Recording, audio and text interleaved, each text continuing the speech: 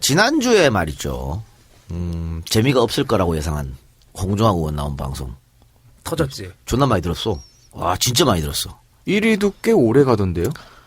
토, 일, 월, 화, 4일이 됐습니다, 4일. 예.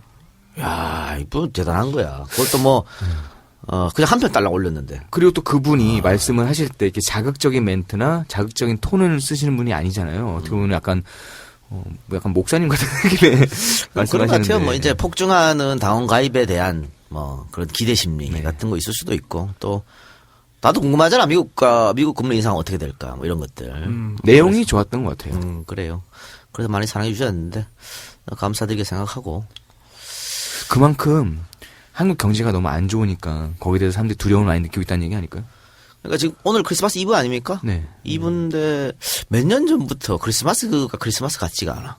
그렇지. 옛날에 연말 같지가 않은. 길에 나가면 왠지 뭐 같이 막 이렇게 뭐 터지는 것 같은 느낌이 좀 났는데. 나는 십몇 년째 계속 그러고 있어.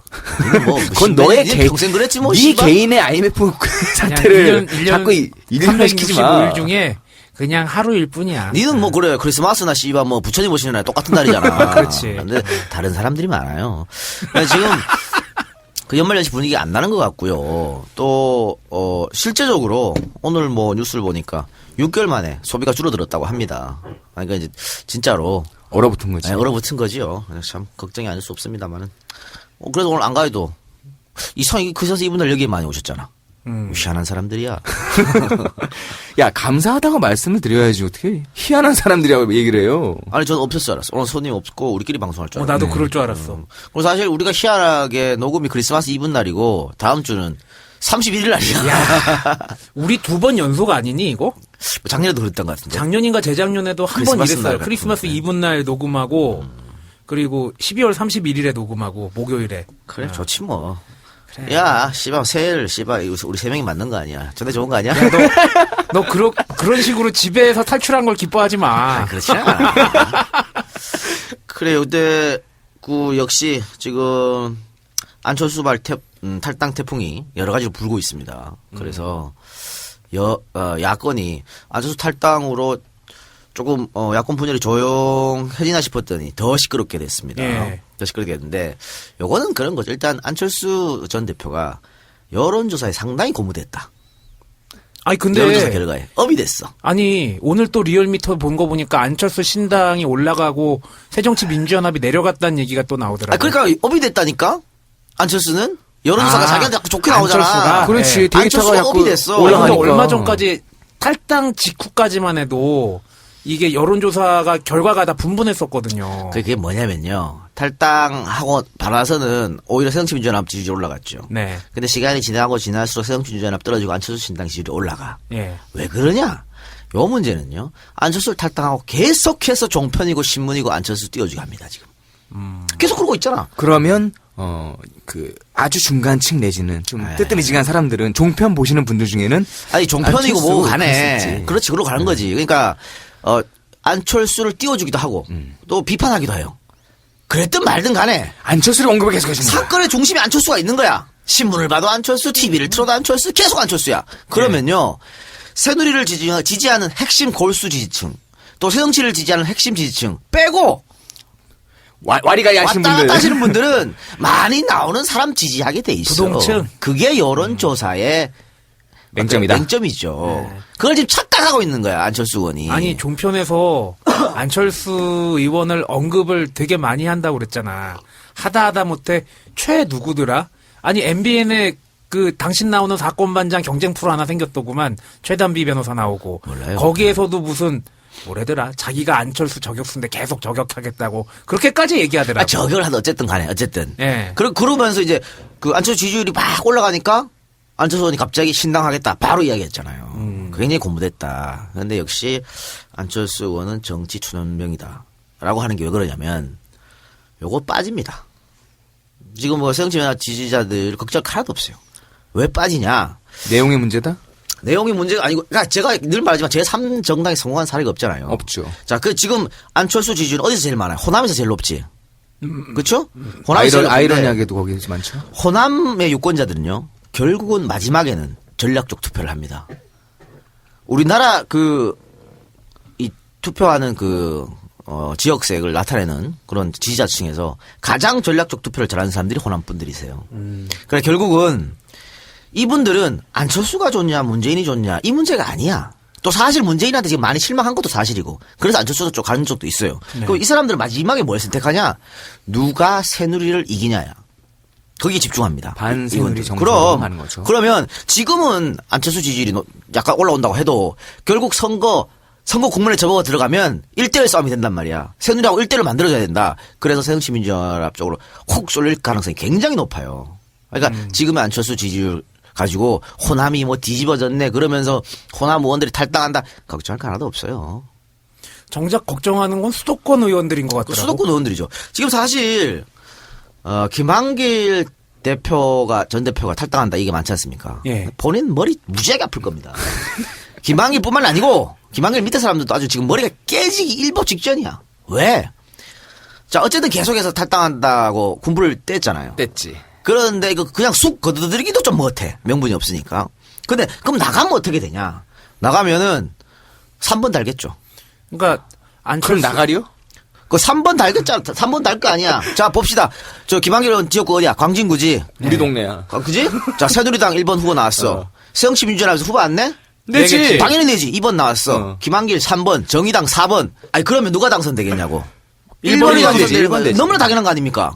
아니 그거 아니더라도 당장에 철수형이랑 둘이 이제 손붙들고 끌어안으면서 한대 나가가지고 오들오들 떨고 있어야 될 거 아니야. 그 머리 아프다고. 아니 그러니까 김한길이 한대 나가도 당선 가능성 있으면 나간다니까. 지난번에 45명 데리고 탈당한 것처럼 열린우리당 시절에 예. 그때는 가능했어. 지금은 안 된단 말이야 그게. 나가면 떨어질 수 있다는 그 생각이 확고하다고. 그렇기 때문에 굉장히 지금 머리가 아플 거라고. 근데 다만 저는 김한길 탈당은 문 대표가 가장 원하지 않는 바예요. 김한길 탈당은 이게 지금 다른 호남에서 한 명 한 명 탈당은 이거는 개인 탈당이거든. 근데 김한길 탈당은 정말 아사리판으로 볼 수 그렇죠. 있죠. 이것도 세력이 탈당할 수 있다고. 김한길 개라는 걔가. 사람들이 어. 한꺼번에 훅 나가버린다고. 이거는 그러면 정말 아사리판 될 수 있는 거야. 그렇게 되면 정말로 문재인 대표가 이끌고 있는 이 집단의 적통성마저 약간은 정통성은 뭐 해체 안 되더라도 이거 위협을 받을 수가 있죠. 또 선거 결과가 1번 다 되는 거 아니야 그렇게 되면. 그렇죠. 그러니까 이게 상식적으로 보자고. 김한길이 자기 개파 의원들 데리고 탈당해서 안철수랑 손잡게 되면 진짜 일려 다야구도가 생긴다고. 호남은 괜찮아요. 호남은 상관없는데 그렇게 되면 수도권 충청권은 개멸이야. 그렇죠. 그러면 진짜 선거에서 박살난다니까. 그러면 그러니까 지금 저 보수 언론에서 가장 원하는 게 바로 그 시나리오예요. 김한길 탈당. 그래 자꾸 이야기하는 거야. 그렇게 되면 문재인은 이 모든 책임을 또 져야 될 것이고. 아니 그 본인이 얘기했으니까 선거에 지면 한다고. 책임지겠다. 그러면 물론 탈당한 안철수에게도 분당했던 어떤 책임이 그 책임이 있겠지. 있지만 더 크게 당하는 건 문재인 대표지. 그리고 만약 문재인 대표가 자기가 선거에 졌을 때 책임지고 내려오면 그러면은 새정치민주연합의 다음 지금 대안이 안 보이잖아요. 네. 그럼 그때는 이제 진짜 안철수가 대안으로 급부상할 수도 있어. 그렇죠. 그렇기 때문에 깝깝하네. 문 대표로서는 김한길 탈당을 막는 게 상당히 중요한 거예요. 지금 뭐 사실 뭐 저 새정치민주연합 지지자들은 특히 문 대표 지지자들은 님이 씨발 나가라 라고 할 수도 있어. 또 우리가 맨날 옛날에 주장하던 거잖아. 나가라고. 선거였어. 근데 우리가 했던 것은 못 나간다는 판단하에 그러니까 미리 단도리를 해라 했거든. 총선 전에. 그런데 지금은 정말 나갈 수도 있는 방법이고 그렇게 되면 선거가 아주 안 좋기 때문에 문 대표 입장을 우리 지지자들이 좀 잘 헤아려 줄 필요가 있다. 그러니까 그런 생각이 좀 듭니다. 그러니까 너무 이게 강성 위주 내지는 문 대표한테 너무 막 그런 분들도 있잖아요. 문 대표님 이번엔 다 버리고 가요. 막 이렇게 얘기하는 분들도 있어요. 그러니까 그건 이런 거지. 총선을 포기하는 거야. 대선을 노리는 거지. 그러니까 이 사람들을 데리고 봉합해서 갔다. 그럼 대선에서 요 꼬라지 또 나거든. 이 꼴을 또 봐야 돼. 후보 교체. 이거 또 나가. 안철수께서 밖에 있을 거 아니야. 문재인은 안 된다. 또 후보 안철수 교체하자. 다시 모시고 와라. 또 그 얘기 100% 나옵니다. 또 이 판국을 또 봐야 돼. 그러니까 뭐 이번 총선은 포기하고 이기는 걸 몇 석으로 봐야 돼 근데. 그러니까 예를 들면 지금 이 상태로서 만약 김한길 탈당하고 하면 백석도 아슬아슬한 거죠. 개헌 전시선도 잘못하면 뭐 그러니까 그렇게 되면 뭐 이번 총선 포기하고 대선을 노리는 거지. 그럴 수밖에 없는 거죠. 근데 그렇다고 해서 안철수 신당이 지금 뭐 언론에서 떠든 것처럼 그렇게 파괴력이 있냐? 그렇진 않다고 저는 봅니다. 또 안철수가 지금까지 쭉 자기가 말해온 게 있는데 박지원, 김한길이랑 손잡는 것도 우스운 거 아니야? 기소만 돼도 안 된다 그랬잖아. 아웃시키겠다 아, 그랬잖아. 맞다. 그 얘기 했잖아. 근데 박지원은 근데 뭔데? 박지원 손잡을 수 있나 그러면? 다녀오셨잖아. 지금도 재판에 걸려 있는데. 그리고 김한길 의원 같은 것도 지금 검찰에서 계속 성한종 때문에 계속 부르고 있는 거 안 가고 있는 거 아니야. 그렇죠. 어떻게 될지 모르는 거예요. 그리고 어쨌든 안철수 의원이 새정치민주연합이랑 연대를 안 한다고 했잖아요. 예, 그랬는데 만약에 거기서 나온 김한길과 연대를 한다면 그것도 아니 자기가- 김한길가 그냥 손 잡는 거고 안 한다 연대를 안 한다고 했는데 안철수 의원 스타일상 연대를 안 한다 그래서 안 할 것 같아. 근데 이것도 참 말이 안 되는 게 새정치민주연합이 연대를 안 한다 그래놓고 또 광주 천정배 신당 일쪽은 또 연대를 한대요. 그게 뭔 말이야? 그게 말이야? 그리고 아까 그 혁신안 얘기하면서 김한길도 위험하고 박지원도 위험하다 그러면 그 혁신안 내로라면 갑자기 생각나는데 김현철 씨가 경남 쪽에 나갈 수 있다는 가능성이 계속 올라가고 있다는 얘기를 본 적이 있거든. 아니 뭐 안철수 나갔는데 뭐 이제 안철수 혁신안 뭔 필요 있어? 그런 거 아니야? 안철수 신당에서나 혁신안 잘해가지고 김한길이나 박지원 어떻게 할지 결정해라 이 자기가 얘기지. 말한 거지 그거를 네. 뭐 그렇게 네. 하는 거지 뭐. 그러니까 근데 사실 연대는 필요한 거거든요. 야권이 이기기 위해서 연대가 필요한데 어쨌든 안철수 신당에서 연대를 안 한다 그랬으니까 그러면은 이제는 야권 이기기 위해서는 안철수 신당 고사 작전밖에 없어요.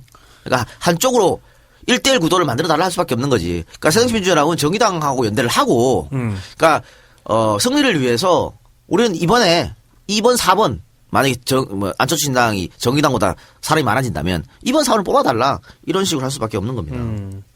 근데 당원 10만 명 넘겠어? 10만 명이 그렇게 쉽지는 않을 거예요. 왜냐면 그때도 물어봤지만 이게 한번 올라갔다 곡선이라는 게 이렇게 안정화에 접어들거든요. 그치. 지금 7만 명 됐어요. 그러면 처음 같은 파괴력이 약간은 좀 둔화가 된 느낌이 좀 그런 있죠. 것 같더라. 그래프가 한 번에 좀 쫙 올라가줘야 그러니까 지금은 되는데. 이제 정체죠. 예. 정체인데 어쨌든 지금 뭐 박지원, 김한길 다 뭐 문 대표 내려와라 뭐 공천권 달라 이 두 개 주장하는 거 아니잖아. 근데 문 대표가 내려오는 순간 내년 총선 진짜 아웃입니다. 그렇지. 이건 진짜 아웃인 거고. 네. 또 지금 공천권 내놓으라는 건데 이거는 불가능한 말을 지금 하고 있는 거야. 지금 문 대표는 계속 시스템 공천을 하겠다는 거잖아. 근데 공천권을 내놓으라 그러면 뭐 어째? 그러니까 지금 중진들도 사실 중진들이 문 대표 흔드는 걸 자기가 막아주겠다 그런 거 아니야. 저번에 신임 걸었을 때. 네. 그러니까 뭐 재신임 걸지 마라 이렇게 한 거 아니야. 근데 그 뒤에 또 흔들렸을 때 중진들이 계속 못 막아줬지. 근데 이번에도 중진들이 또 뭐 선대위 빨리 구성하자. 그러면서 또 문 대표의 권한을 내놓으라 그랬어. 이손후퇴를 얘기하더라고. 중진들은 왜 그러냐? 지들도 이 20%에 간당간당해. 지들도 걸려. 그것 때문에 그러는 거예요. 지금 새정치민주연합에서 탈당파들 왜 호남에서 많이 탈당하냐? 간당간당해서. 확신범이니까. 호남이 다 간당간당하니까 그런 거야. 원래 물갈이 하면 호남부터 얘기하잖아요. 아니 뭐 똑같은 거 아니야. 새누리당에서 경상도 깃발 맞고 꼽으면 당선되는 것처럼 호남도 그런 거잖아. 그래서 혁신을 하려면 호남부터 혁신하는 게 맞는 거거든. 그러니까 네. 다 자기가 간당간당하다고 생각해. 그러니까 선택을 하는 거지. 나가는 거고 다른 지금 중진들도 마찬가지야. 중진들도 이러는 거 지금 이러는 게 지들도 벌써 4선 뭐 3선 4선 했잖아. 그럼 포인트가 높잖아. 간당간당하니까 이 일을 하는 거야. 전부 자기 공천 때문에 이러는 거예요. 그러니까 문 대표가 사실은 지금 할 일은 내가 공천권을 못 할 수 없다. 이건 맡긴 것이다. 그렇죠. 다만 정정당당하고 공정하게 하게끔 뭐 보장하겠다, 노력하겠다. 이 정도 스탠스밖에 못 취하는 거거든. 예. 근데 안 되는 걸 자꾸 내놓으라 그러면 어떡하겠다는 얘기입니까? 어떻게 보면은 그 전까지 흔들었던 이유에 대한 본색을 드러내는 거네. 처음부터 그랬잖아. 공천권 때문에 흔드는 거라고. 근데 공천권 때문이란 말만 안 했었잖아. 지금도 말 그렇게까지는 안 할걸요? 지금도 안 하죠. 예. 근데 결국 그거야. 그래, 제가 처음부터 그랬잖아요. 이 사람들 안 나가는데 자기가 공천에서 떨어질 것 같다는 생각이 들면 나간다고. 예. 지금 그 수순이 온 겁니다. 그중에 제일 먼저 튀어나가는 건 확신범이고 그 다음에 나가는 거는 그래서 자꾸 빨리 선거 체제로 돌아서라는 얘기를 하는 건데. 야 지금 이래가지고 선거 체제 돌기는커녕 지금 선봉 구성도 못 하고 있는데 지금. 아니 내가 볼 때는 그 공천 시스템부터 빨리 돌려야지. 아니 지금 그냥 문 대표는 여러 사람 말 듣지 말고 자기가 계획한 대로 그냥 뚜벅뚜벅 걸어가면 돼요. 아니 지금 벌써 새누리당 쪽에선 선거 사무실 만들고 난리도 아니더구만. 어쨌든 뭐 지금 당원 가입도 한 7만 8만 명씩 해주고 있잖아. 그런 지지자들 힘에 없고 등에 없고 뚜벅뚜벅 걸어가면 돼. 다만 정말 본인이 이 선거에서 정말 승리에 간절한 힘이 있다면 뭐 또 김한길도 만나서 뭐 진짜 얘기를 한번 해봐야지. 근데 얘기도 해보고 스킨십도 했는데도 불구하고 안 된다. 그럼 뭐 방법 없는 거지 뭐. 어떡합니까? 방법 없는 거지. 그때는 그냥 각계격파로 싸울 수밖에 없는 거지. 그러니까 할 때까지는 해보고. 그죠, 할 때까지 해보고. 안 되면 제가 나가라 그래서 정말, 이 야당, 이 경쟁자니까 찍어 눌러서 이길 수밖에 없어요. 아니면 다른 방법 있습니까? 문 대표가 지금 와서 사퇴를 할 거야. 뭐 어떻게 할 거야? 네 얘기가 전달은 되냐, 문재인 대표한테? 모르죠, 뭐. 그리고 지금 뭐, 안철수 의원이 아마 DJ 코스프레 하려고 그런다는 얘기도 있잖아. 예전에 이제 DJ가 나갔다가 새정치국민회의 만들어 나갔을 그쵸. 때. 네, 다시 이제 어따 대고 비교를 하나, 참나? 이렇게 돌아온 경우가 DJ는 있었죠. 호남이라는 막강한 지역이 있었어. 그리고 DJ는 정치 구단이었죠. 그리고 그렇죠. 그리고 DJ를 좋아하는 사람도 전국에 많이 있었고. 아니 근데 뭐 안철수가 호남 사람이요? 왜 호남에 가서 그래? 쥐가. 안철수는 자기가 전국 브랜드라고 생각하는 거 아니야? 전국 브랜드 경상도 그거 주도도고 다 가지 왜 호남에서만 가서 그래 매달리냐 말이야. 그게 새정치야? 따뜻하니 그렇지. 거기 가면 어? 따뜻하니까. 그리고 지금까지 안철수가 언제 한번 박근혜나 새누리당을 향해서 욕한 적 있어요? 없었잖아. 네. 내부만 계속 총질했잖아. 근데 그러니까 욕을 하더라도 뭐 새누리당도 잘못했지만 우리 당이 더 큰 문제다고 늘 그랬잖아. 자료를 그랬지. 욕을 안 한 건 아니지. 국정원 댓글 사건 뭐 이런 데서 뭐 얘기한 적 있어요? 뭐 메르스 사태 뭐 비판한 거 있어? 역사 교과서 국정화 하나 좀 얘기했었지. 역사국의 국정화도 그래. 전부 다 총궐기 대회하고 나갈 때 안철수 뭐 했어? 토크 콘서트 한다고 준비하고 있었지? 그만해 이제. 그렇게 얘기했는데 지금 나가니까 어떻게 해요? 나가니까 대통령 막 비판해. 왜 그렇겠어? 왜 나가자마자 대통령을 비판하냐고. 자기 브랜드 높이려고 하는 거지 뭐. 그러니까 그런 정치는 안 된다. 그런 꼼수 같은 정치는 안 된단 말이야. 그 옆에서 자꾸 이 안철수를 그렇게 구태 정치인으로 만들려고 가리킨 사람이 누굴까 도대체? 있어요. 그 안철수가 직접 그거를 초선이었고 물론 그분의 품성과 능력과 이런 것들을 다 뭐 무시해서 이런 얘기 드리는 거 아니지만요. 지금 보여주는 행태는 정말 구태의원의 행태들이 많이 있거든요. 그런 건 지도하는 사람이 있을 거 아니에요. 있어 누군지. 있어? 말을 좀 하기 그렇지만 근데 있어요. 그리고 뭐 이번에 뭐 김종인 교수의 인터뷰가 뭐 화제가 됐다고 그러는데 그 김종인 교수가 이번 인터뷰 한 말 다 이게서 우리가 한 말입니다. 뭐 낯이 있더라고. 하나도 다 똑같이 말한 거야. 그게 그러게 안철수 의원이 지금 우리가 늘 주장했던 게 뭐냐면 한 번 기회가 온다는 거였잖아. 그치. 그걸 자기가 차버렸거든. 그러면 자기는 나가서 기회가 올 거라고 생각한 거야. 나가서 만약 이번에 총선에 지면 문 대표가 물러나면 밖에서 기회를 노려서 들어올 수 있겠다. 그런 거. 혹은 추대. 어? 근데 그런 정치 지도자가 그런 정치 스타일을 해갖군요. 국민들 마음, 특히 야권 지지자들 마음을 얻지를 못합니다. 좀 안타까운 게 그런 모든 판단들이 정치적으로는 스탠스가 되게 빨라 보일 수는 있겠지만은 결국에는 자기 중심적으로 보일 수가밖에 없잖아. 아니 야권 지지자들 더 잘 알아요. 야권 지지자들이 반기문을 왜 싫어하는데? 어? 몸살이니까. 다 이유가 있어. 아니 뭐 강할 땐 강하다고 한 말씀 하셨다며. 그리고 계속해서 애매하게 임기 끝나면은 은퇴하면은 우리 부인이랑 좋은 레스토랑 가서 맛있는 거 먹겠다고 얘기했는데 뭐 대통령 선거에 나가겠다 그런 얘기에 대해서 긍정도 부정도 안 하는 대슈 그분 얘기는 나중에 끝나고 다시 들어봐야 돼요. 반반 화법. 자세한 얘기는 신넘버3의 반기문 편을 들으시기 바랍니다. 그 양반 이번에는 우려를 표명하지 않았나? 외국 언론에서 만날 말하잖아. 반기문이 할 줄 아는 걸 우려뿐. 이번에도 우려를 표해. 반기문에 대해서 나온 순간 모아서 다 터뜨려버릴 거야. 씨. 아니 이렇게 민주당의 뭐 새정년 쪽에서 이렇게 개판 5분 뭐 전인데 이걸 정말 새누리당에서는 막 박수치고 이래야 되는데 여기는 조용해요. 아이 뭐 크리스마스 캐롤인가 뭐 그리고 우리 무대 또 말 실수해가지고 저기 연탄 자원봉사하다가 외국인 유학생인가한테 그 양반은 연탄 색깔이랑 똑같네 그랬다고 오바마한테 하면 그런 말을 해. 오바마한테. 이게 뭔 개소리야. 그러면요 사라져요. 근데 새누리당은 지금 뭐 속으로 웃음을 감추고 있지. 입이 찢어질. 아니 것 웃음을 같아. 감추고 있는 거야? 아니면은 그 내부에서도 뭔가 좀 균열이나 이런 게 아니, 없나? 걔들은 아주 뭐 친박 비박 이제 싸움이 있지만은. 이제는 진박 대 비박이라며. 네, 어쨌든 그렇다고 해서 얘들이 뭐 지금 뭐 새정치민주연합 뭐 대거 탈당하고 이런 건 없잖아. 걔는 그거 없지. 그런 거 없기 때문에. 아니, 친박 중에 이제 진박을 잡더라고. 무대는 지금 그 공천 상향식 공천 놓고 계속 버팅기기는 하는데 어째 웃기고 자빠졌는데 안 돼. 그 양반은 박 뭘 대통령한테 믿고 뒤질라고 안 돼. 야 그리고 이번에 만약에 총선에서 승리해봐. 그 김무성이 능력일 것 같아? 사람들이 다 박근혜 칭찬해. 역시 선거의 여왕. 야, 지금도 끊임없이 개입이라 표현되나? 야, 끊임없이 대통령이 그런 얘기를 하잖아. 진실된 사람을 뽑아줘라. 어? 김무성 새누리당 대권 후보도 안 돼요. 그리고 이번에 그 이재만 그 동구청장, 유승민 지역구에 나가잖아.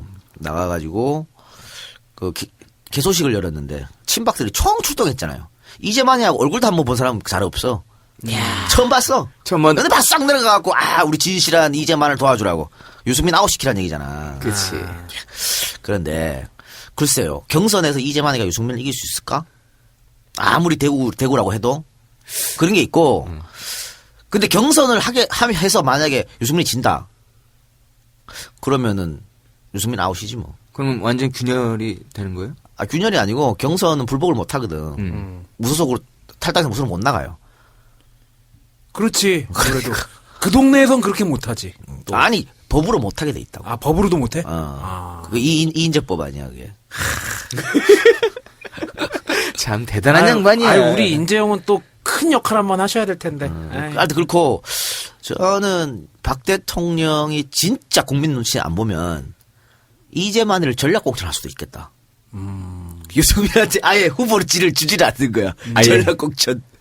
그러면 뭐 유승민 탈당이지 뭐. 그렇지. 그러면 유승민 탈당. 박근혜 대통령이 언제 국민 눈치를 봤어요? 그러니까. 근데 사실 이건 다 말이 안 된다. 에이 그래도 경선 하겠지라고 생각하고 있는데 글쎄 박 대통령이 정말 스네이크박의 딸인데 어떻게 될지. 요즘 또 이렇게 피곤하신가 봐. 뭐 신경 많이 쓰셔가지고 몸도 좀 안 좋다고 얘기하시더라고요. 그래요? 그런데 정의와 국회의장한테 전화 걸어가지고 빨리 왜 상정 안 하냐고 전화했다며. 이게 말 같지도 않은 짓을 국회의장 오래 버티네. 네, 올해. 아니, 뭐냐면 국회의장 마지막이니까. 그쵸. 국회의장이 그때 하면 끝이야. 뭐, 지가 국회에 다시 돌아올 거야. 뭐 할 거야. 명예직으로 마지막으로. 끝나면 박희대처럼 씨발 골프나 치러 다니고. 캐디 가슴이나 만지고. 야, 그럴 리는 없지. 야, 애기들도 와 있어. 그런 거 왜? 그럴 리는 없겠지. 그럴 리는 우리 정의아 국회의장님께서 그럴 리는 야, 없겠지만. 그건 지금 막 단호하게 버티고 있잖아. 그리고 국회의장이 만약 그런 짓 했다. 이거는 자기 국회의장이 사실은 굉장히 명예직이거든. 그치. 힘은 없지만. 근데 그 스크래치 확 가는 거거든. 그거 이제 자기는 마지막이고, 그런 게 없는 거야. 근데 대통령이 전화를 한 거는, 우리 대통령은 삼권분립이 뭔지를 몰라. 삼부 요인이 뭔지도 몰라. 삼권분립 입법 행정사, 몰라. 그냥 안 해주니까. 나 대통령인데. 누구야? 정 의장님 뭐예요 이거 지금? 나 대통령인데 씨발. 내가 대통령이라고요. 그거야 그거. 그거지. 삼권분립이 어딨어. 그런 거죠. 그러는 건데. 집권 상정하면 어떻게 될지 참, 그래요. 근데 지금 문제는 이제 새정치민주연합 내분 사태인 거죠. 그래서, 정말, 죽은 자식 불알만지기지만 조금 빨리, 액션을 취해줬으면 문 대표가 어땠을까 하는 그런 생각 듭니다만. 지당한 건 지당한 거고, 지금 광주에서도 앞으로도 탈당 있을 거라 하잖아. 이것들 하려면 한꺼번에 해야지. 한 놈씩. 아니, 똥 한 번에 싸야지. 자꾸. 지리구가. 그러니까 자기가 몸담았던 닭에다 똥물을 뿌리는 거야 지금 한 명씩 조금씩. 그러니까 이게 한꺼번에 탈당하는 것보다 이게 더 효과적이거든. 그렇죠. 그리고 남아 있는 것들은 또 탈당한다 이러고 있고. 아니면 헨젤과 그레텔이요? 뿌리고 다녀. 그러니까 흔드는 세력 나가면은 조용할 줄 알았더니 더 흔든다 그런 얘기도 많고. 이제 안철수 의원으로 대표되는 소위 말하는 흔드는 세력 나갔더니 안에서 더 흔든다. 이제 좀 조용할 줄 알았더니 사실은 흔들었던 것은 안철수를 얼굴마담으로 세우고 그렇죠. 이 사람들이 막 흔들었거든. 이제 그 얼굴마담 나가고 이제 진짜 끝판왕들이 또 나온 거죠. 어떻게 보면. 같이 따라 나가는 건데 저는 그 나간 사람들이 새정치할 사람들이라 보지 않아. 헌정치야? 아니 그 사람들이 뭔 새정치야. 해온 게 그래서 있는데. 그럼 저는 오히려 그 나간 사람들 자리에 공천할 거 아니에요. 공천할 때 진짜 신진 인물들, 아주 신선한 사람들, 개혁적이고 혁신적이고 젊은 사람들, 김광진 그런 사람들 막 꼭 전라도에 막 꼽아줘야 된다 생각해. 그렇지. 그래서 딱 비교되게 만들어주는 거지. 이동형을 목포로 꽂는 건 어떨까? 나한테 했어요. DJ의 추종자. 저는 하자가 많아요. 우리 정원이 형들이 아우 날 털면 다 틀려. 너 조심하래, 정원이 형들이. 정원이 형들이 날 털면 새정치 민주라면 50적도 못 건져. 그렇기 때문에. 그러니까는 이 작가가 오히려 이제 그 당의 심의 기구에 짐을 덜어주는 거야. 덜어주는 거야. 아예 쓰지 마세요라고 하잖아. 야, 아니면 초장부터 안동에 나가. 나가는 순간 어쨌든 네가 스크래치가 되겠구나. 좀 아니 나가면 안 돼. 그냥 가만히 난 가만히 있어. 강용석 용산 나가는 건 똑같은 거야. 가만히 있어. 강용석 제2의 김용민이라. 진짜 웃겨가지고 그 양반. 아유. 강용석이 나가는 순간 새누리는 박살난다. 야, 참 나갔으면 좋겠는데. 나가라. 나가라. 근데 저 세계일보가 새누리당의 고위직 사람들 핵심 인사가 강용석이 뭐 이게 했다 그랬잖아. 예. 그 고위직이 누구일까? 자 들었습니다 누군지. 아 들으셨네요. 제가 이거 말하는 순간 여러분들 빵 터질 텐데 말을 못 하겠네요. 하여튼 새누리당의 핵심 인사 그 인사가 강용석 보고 나가라고 했는데 그 핵심 인사가 이 정도 말하면 알아들어야 되는 거 아니야? 아니 우리 같은 사람들은 이 정권에서 우리가 알고는 이 정권의 핵심 인사는 뻔하잖아. 문고리 3인방 아니면 정윤회 아니야. 새누리당에 없는 사람이야. 아 그래? 좋아 B 해주세요. B. 야.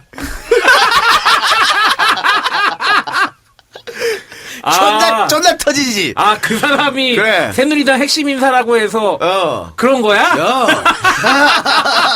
아니 그렇게 작업도 되나? 왜 안 돼? 되지. 야 내가 쓱 가서 야, 여기까지만 얘기해. 야, 너무 힌트가 길어. 그래? 야 내가 쓱 가서 나 기자들한테 야, 여기까지만 하라니까. 아니. 충분히 가능하다. 야, 요거 삐처리 반드시 해라. 그래야지 안가에 손님 온다. 삐처리해야지. 자, 아시겠죠, 여러분들? 예. 다 들었나? 다 들었나? 아니야, 먹느라 바쁘다. 다 자꾸 채워주시기 바랍니다. 저 큰일 납니다. 예. 하여튼 그분이 말씀을 하셨답니다. 어디 SNS에 절대 올리지 마세요. 부탁드립니다. 큰일 난다. 진짜 큰일 난다 그러면 앞으로 나 못 본다. 절대로 SNS. 지금 들었던 얘기는 귀를 씻어주시기 바랍니다. 하여튼 그랬다 그래요. 예. 참 재밌는 일이지. 그래서 새누리당에서 깜짝 놀랐다고. 그 기사를 보고. 누구야? 누가 얘기했어? 뭐 그랬는데? 뭐 그런 거죠. 뭐 그냥. 하여튼 뭐 저는 새누리당에서 강용석 전 의원은 꼭 좀 공천했으면 하는 강력한 바람이 있다. 이런 말씀. 이번 총선에서 좀 볼거리가 좀 있어야 될 거 아니에요. 그럼요. 그러기 위해서는 어떤 히트를 칠 수 있는 상품이 있어야죠. 강용석 의원이 아마 이번에 한 1000명 이상 후보가 나올 거 아닙니까? 네. 1000명 이상 나온 후보 중에 가장 인지도가 높지 않을까? 그치. 그렇겠지. 새누리당에 도움이 된다. 야, 아사리판 만들기 얼마나 좋아? 강용석 새누리당으로 해서 나가고 그다음에 도도맘 공화당으로 나가고. 아유 좋아. 아주 좋다야 그림. 그래 소송 걸려서 이제 잇따라 증거가 막 밝혀지고 아주 그냥 그러면 어울렁 경산하고 뭐 그럼 둘이 또 울면서 또 하면서 우리 홍콩이나 여기까지만 하겠습니다. 예. 그래요. 시간이 가면 갈수록 증거는 자꾸 밝혀질 것이다. 여러분 기대하고 계십시오. 그래 알겠습니다. 하여튼 새정치 민주연합 당내 내부상은 좀 더 지켜보고요. 여러분들 지금 그 문재인을 지지하는 또 새정치민주연합을 지지하는 분들은 걱정할 거 없어요. 지금 안철수 신당이 지금 지지율 자꾸 오르는 건 전혀 걱정할 거 없다. 결국은 1대1 싸움이 되니까. 그러니까 사실 안철수 의원이 자기는 대통령 꿈꾸는 거 아니에요? 그렇죠. 대통령이 되려면요 이번 총선에 유의미한 성적을 내야 됩니다. 이번에 총선에 유의미한 성적을 내지 못하면 안철수 아웃이야. 근데 안철수는 그걸 모르고 있어. 그게 좀 안타깝고 또 안철수 의원이 자신의 지역구를 나오지 않고 비례도 나올 수도 있거든. 비례. 아하. 그럼 진짜 비겁한 건데. 그럴 수도 있다. 왜냐면 안철수 의원 자기 지역구 나와서 자기가 떨어져 버리잖아. 그럼 진짜 바로 아웃이거든. 그럼 이거 진짜 오늘 나가린데? 이렇게 되는 거 아니에요? 근데 제가 얘기했잖아요. 그럼 자기 의원직이랑 자기 대통령으로 가는 길을 살겠다고 비례대표를 낼름 먹는 건 뭐 그럴 수 있다. 에이, 안철수가 그 정도는 안 하겠지. 자, 한번 볼까요? 1번 이준석, 2번 새정치연합에 누가 하나 땅, 3번 안철수, 4번 노회찬. 누가 돼? 이준석이 되는 거야. 99.999% 됩니다. 그렇지. 예? 예. 수도권은요, 3에서 5% 싸움이거든. 야, 그 전에 얼굴 보고 소주나 한잔 하자. 아니, 그렇게 되는데, 그럼 어떡할 거냐, 안철수 의원이. 그래서 안철수 의원이 비례로 갈 수도 있고, 혹은, 불출마할 수도 있다. 아예 여기서 명분을 쌓는 네? 거죠. 불출마할 수도 있지. 나는 단순히 의원직 하나에 목숨을 거는 사람이 아니다. 나는 정말로 진정한 의미의 새정치를 꿈꾼다. 그렇다면 정말 굉장히 좋은 행마지. 좋은 수지. 내가 3번 배지를, 후보, 단 사람을 위해서 전국적으로 띄워주겠다. 그래서 그러면 불출마하겠다. 그러면 임팩트 있지. 그럴 수도 있겠다. 하는 거. 그러나 그런 순간, 제가 지금 말하는 거, 꼼수에 걸리기 때문에, 그것도 쉽진 않을 것이다. 그거는 자기가 떨어질 걸 대비해서 꼼수 부리는 거거든. 그렇지. 쉽진 않을 것이다. 근데 나 또 한 가지 궁금한 거. 손학규 씨랑 회동해가지고 뭐 손잡는 거는 있을까? 누가 해동을 해요? 안철수. 그러니까 회동을 했는지는 모르겠는데 손학규가 바보입니까? 손학규랑 손을 잡을 가능성은 없다. 안철수와. 안철수는 손학규를 데리고 오고 싶어 하지. 뭐 손학규가 왜 잡아? 아직은 손학규는 좀 더 닭 잡고 아니, 있어야 돼. 봐봐. 손학규가 밖으로 나오잖아. 정계 복귀는 딱 두 가지밖에 없어. 내가 대통령 되겠다. 이거 하나. 또 하나는 킹메이커가 되겠다. 이 두 개밖에 없잖아. 그럼 아직 시즌이 아니잖아. 그지? 두 개밖에 없는데, 손학규는요, 대통령 나오면 새정치민주연합의 예선 통과를 죽었다 깨도 못합니다. 벌써 2번이나 떨어졌잖아. 네. 또 뭐 본인도 알아. 안 된다는 걸 알아. 그러면 선택을 다른 데서 해야 될 거 아니야. 추대밖에 없어. 근데 지금 누가 추대를 해? 안 되잖아. 그렇다고 안철수랑 손잡으면 안철수 보고 너 철수 나가지 씨, 마. 너 나가지 말고 나를 밀어줘. 철수 씨가 오케이 하겠어요? 그것도 이상하잖아. 안 되잖아. 근데 지금 왜 자꾸 나온단 말이 나오냐면 안철수를 이용해서 문재인을 흔들었던 그 사람들이 이번에는 손학규를 이용해서 뭔가 하려고 자꾸 손학규 보고 나와라 하는 거야. 그러다가 만약에 문재인 대표가 내려가고 당권 장악이 떨어지고 막 이렇게 됐을 때 구원 투수 격으로 불어낼 수도 있죠. 대안시 후보가 없다 그러니까 대안이 있다, 손학규가 있다 하려고 그래서 자꾸 나오라 하는 거예요. 그 사람들 박영선, 김한길 다 그 사람들 막 자꾸 나오라 하는 거 아니야. 그러나 손학규가 그렇게 바보는 아니다. 뭐 자기가 나와서 얻을 게 없잖아. 다만 킹메이커를 하려면 나올 수도 있겠지. 그렇진 않을 것이다. 아직 시즌이 아니야. 좀 더 닭 잡고 계셔야 돼. 그래서 저는 손학규 후보 보고 자꾸 나오라고 하시는 분들 좀 닥쳐주시길 바랍니다. 진짜 조국과 민족을 위해서. 근데 지들 개인의 어떤 명예와 그런 물욕을 위해서 가만히 있는 사람 자꾸 나오라고 그래. 정치로 안 배우고 족같이 배워서 그래요. 그래. 나와라, 씨발. 원수 퇴박실 좀 더 팔리게. 네, 그러면 시사 문제는 한 가지만 하죠, 뭐. 여기까지 예. 하고. 전화 말씀 듣고 본격적 방송으로 돌아오겠습니다. 네, 오늘은 인천 항쟁입니다. 예전에는 인천 사태라고 불렸죠. 예, 5.3 인천 사태. 인천 사태. 여러분들이 만약에 이 방송을 듣고 어딘가 뭐 검색해 보려고 하면요. 거의 다 대부분 인천 사태로 검색이 될 겁니다. 그러니까 예전에 광주 민주화 운동을 광주 사태라고 했잖아요. 네. 근데 사실 우리도 이게 입에 뱄어. 그치, 사태로. 광주 사태라고 하기도 하고 뭐 인천 사태라고 하기도 하고. 옛날에도 한번 그죠 우리가 부마 사태 막 이렇게 네, 입에 배가지고 그렇게 배웠으니까. 전남 여수 씨발 뭐. 국정교과서를 배워서 그래요. 미안해요. 11대구 폭동 이렇게 나온단 말이야. 그렇지. 요즘 이제 11대구 폭동이라 안 그러잖아. 11대구 사건이라 그러나 그냥 11사건 뭐 그렇게 배웠기 때문에 여러분들 이해하시기 바랍니다. 아직도 가끔가다 국민학교라고 얘기해요. 난 일부러 국민학교라고 그래. 왜? 내 나이 40이다 그러려고. 뭐 이상한 걸로 어필하고 지랄 아니야? 미친놈 아니야? 나 나이 많다 그러려고. 이 국민학교를 또 초등학교 막 우리 영삼형이 업적이네. 그렇지. 영삼형 많은 걸 하셨네. 예. 그래요. 자, 인천항쟁은 뭐 떠오르는 게 뭡니까? 저는 한상균 위원장. 30년 만이죠? 소유죄 적용이 검토되는 게, 이 인천항쟁이 인천항쟁 주동자라고 하는 사람들 잡아갈 때 소유죄를 적용했잖아요. 그게 마지막이었지. 예. 근데 지난번 1차 민중총궐기가 과연 소요일까? 인천항쟁에 비하면은 발끝도 못 따라가는 정도는 정말 장난 아니었거든요, 그때. 제가 그때 인천 살았으니까 그때 또. 인천에 있었으니까. 아니, 그리고 어떻게 보면은 내 고향 인천이 민주화의 성지가 되는 그런 좋은 의미의 사건이고. 고담시티 아니야, 인천? 그치. 누구 때문에? 하여간 그 인간들 때문에. 예, 그리고, 6월 항쟁으로 가는 최대 분수령 중에 하나였죠. 그렇죠. 예, 세장. 소요죄라는 것을 이제 사전적인 이름을 찾아보니까 이렇게 나옵니다. 다중이 집합하여 폭행, 협박 또는 손괴를 함으로써 성립하는 범죄이다. 다중의 집합이라는 것을 요건으로 합니다. 이 소요죄라는 게 원래 만들어진 목적이요. 찾다 보니까는 일제가 우리 한국인들, 그러니까 식민지하에 있던 한국인들의 이런 어떤 외부 활동, 집회, 그다음에 만세 운동 같은 것들을 탄압하기 위해서 그때부터 적용됐던 법입니다. 그러니까 아주 옛날 법인 거죠. 그러니까 이것들이 잔재로 남아서 지금까지 쓰이고 있다는 것도 창피한 노릇인데 이게 지금 2015년 해방 이후 몇십 년이 지났는데도 다시 한번 또 나온다는 게 참 기가 막히고 한스럽고 한편으로는 웃긴 법이다라는 생각이 좀 들었습니다. 그럴 만한 사람들이야. 어디서 나온 사람들인데 일제 때 보면 쓰겠지. 그러니까 소요죄가요. 아까 이 박사가 30년 전에 이 5.3 인천 항쟁 때 마지막으로 했다 했잖아요. 근데 우리 형법 제정되고요. 소요죄가 적용된 게 인천 항쟁이 4번째였어요. 고작 딱 4번. 그러니까 이번이 5번째야.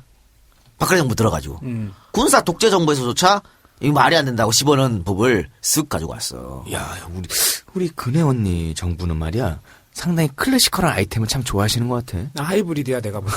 군사 독재 정권과 일제 그 조선 총독부의 하이브리드가 아닐까.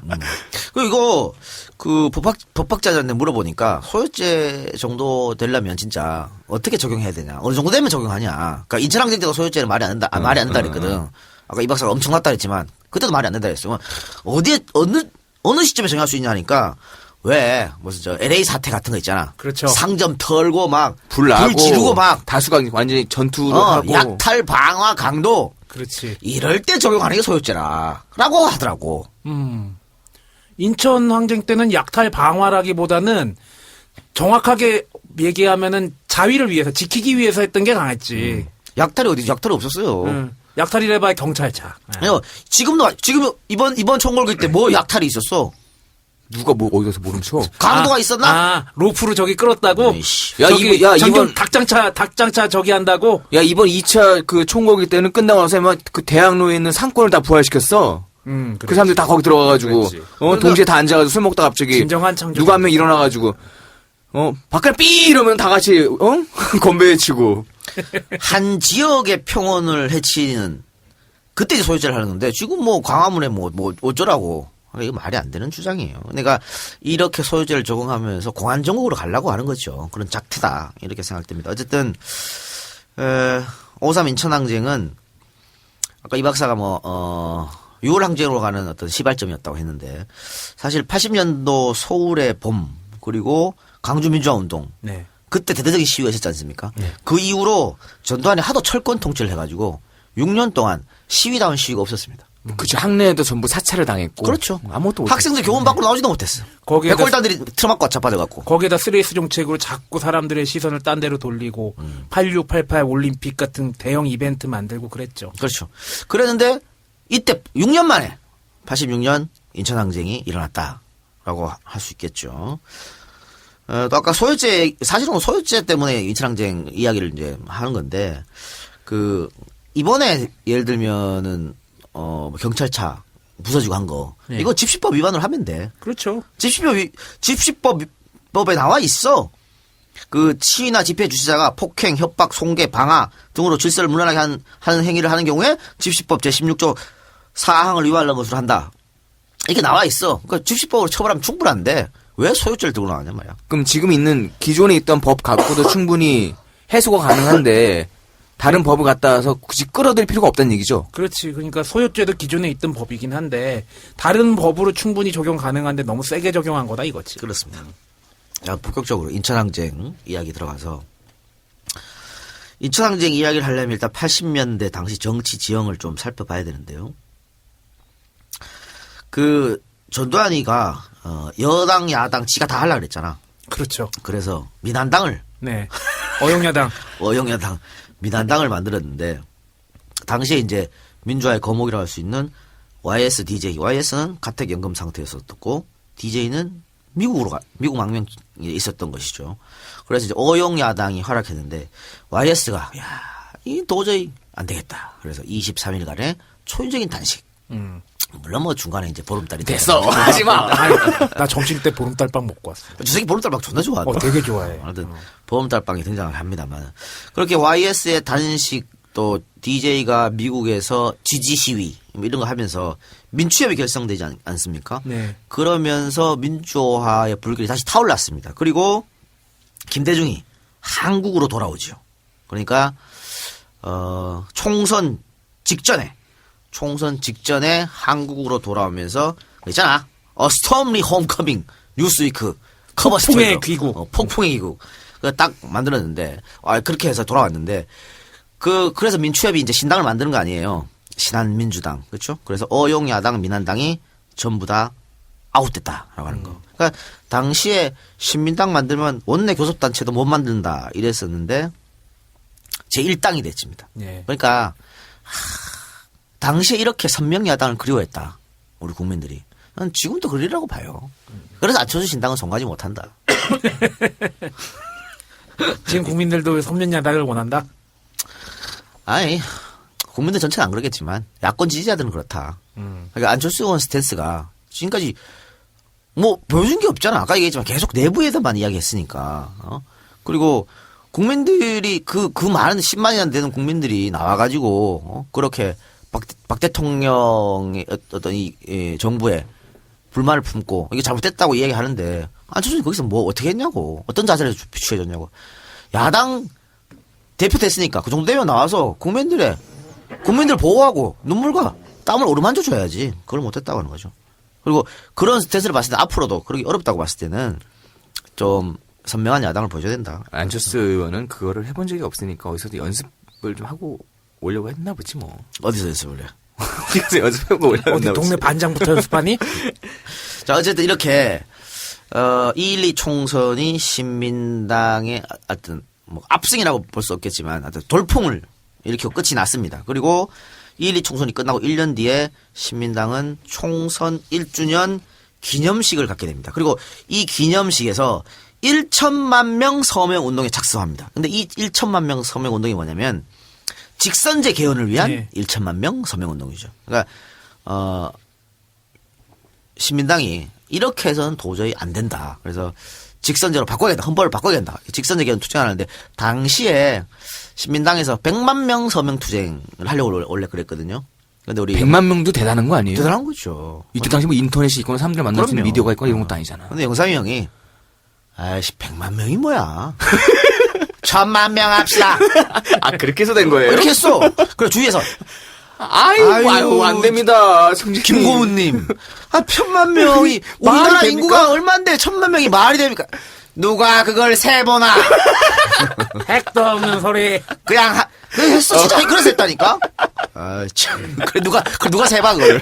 아니, 나 지금 이 얘기 듣고 생각나는 게, 나중에 권인숙 교수 뭐 얘기하겠지만, 권인숙 씨가 옥중에 있을 때, 김대중, 김영삼이 같이 편지를 보냈대. 네. 근데, 영삼이 형 도장은 대다 크고, DJ 도장은 조그맣더래. 그러면서 이걸 보면은 두 사람의 성격이 딱 나오죠? 뭐 그랬다더라. 뭐 그런 얘기가 있더라고. 그렇죠. 편지 내용은 영삼이 형밖에 없었을 것 같은데. 도장만 크다 하고. 자, 1000만 명 서명 얘기까지 했으니까. 자, 여기에 대한 전두환의 대응을 한번 보겠습니다. 서명에 참가하는 시민들은 도로교통법 위반. 집으로 찾아가서 서명을 받으면 주거침입죄. 개헌 서명을 위한 옥내 집회까지도 지시법으로 처벌을 합니다. 왜 반상회도 지시법으로 처벌하지? 아예 하지 말란 얘기지. 그러자 미국을 비롯한 외국에서 평화적인 서명운동까지 탄압하는 것은 문제가 있다고 압력을 가하는 등 비판적 여론이 고조되었습니다. 지금과 별반 다를 바 없죠. 뭘 달라. 지금도 외국 언론에서 한국의 민주주의, 한국의 시위 문화 위험하다. 그러는데. 지금 저 한국 시위를 자꾸 지금 후퇴시키고 있다. 박근혜 정부가 하고 있잖아요. 우리나라 언론에는 절대 안 나온 얘기지만요. 우리나라 언론을 제외한 모든 외국 언론들이 한국에 대해서 상당히 위험하다는 신호를 계속 보내고 있습니다. 그러니까 민주주의가 후퇴하고 있다는 거 아니야. 유엔에서도 공고했어. 우리나라에 쪽팔린 짓이지. 참고로 사무총장 반기문입니다. 박근혜 대통령. 2012년 6월에 대한문 앞에서 쌍용차 해고 노동자와 시민사회단체 활동가들이 해고 후 스스로 목숨을 끊은 노동자들의 영정을 들고 화단을 지켜선 경찰 앞에 한 줄로 앉아 있었던 적이 있었는데 경찰은 이것을 불법 집회로 규정하며 연행을 했습니다. 이게 어떻게 무슨 집회로. 노동자들이 넓은 인도 한쪽에 가만히 앉아만 있었는데 잘못이냐고 따졌죠. 그러니까 경찰은 도로에서 교통에 방해되는 방법으로 눕거나 앉거나 서 있는 행위는 금지한다는 도로교통법 위반을 적용한 거죠. 80년대랑 똑같은 네, 거지. 네. 도로교통법이 헌법보다 위에 있는 것을 목격하는 순간이었습니다. 항상 헌법에 얘기해 시위를 보장해줘야 된다고. 네. 뭐 하여튼 전두환이 그러거나 말거나 개헌 서명운동은 국민들의 폭발적인 지지를 이끌어냈습니다. 마치 온라인으로 당원 가입하는 게 열리면서 마구 가입을 매우 많이 가입하는 것처럼 3월 30일 신민당 개헌 추진위 광주지부 결성대회에 30만이 몰렸습니다. 이것을 시작으로 대구, 대전, 청주 등에서 열린 개헌 추진위 결성대회에 엄청나게 많은 사람들이 몰려서 이것으로부터 시작이 된 거죠. 들끓기 시작했네요. 네. 종족에도 나섰습니다. 김수환 추기경이 직선제 개헌을 촉구했고요. 3월 11일에는 한국기독교교회협의회, 4월 4일에는 성공회 소속 신부들, 5월 9일에는 조계종 승려들의 시국선언이 이어졌습니다.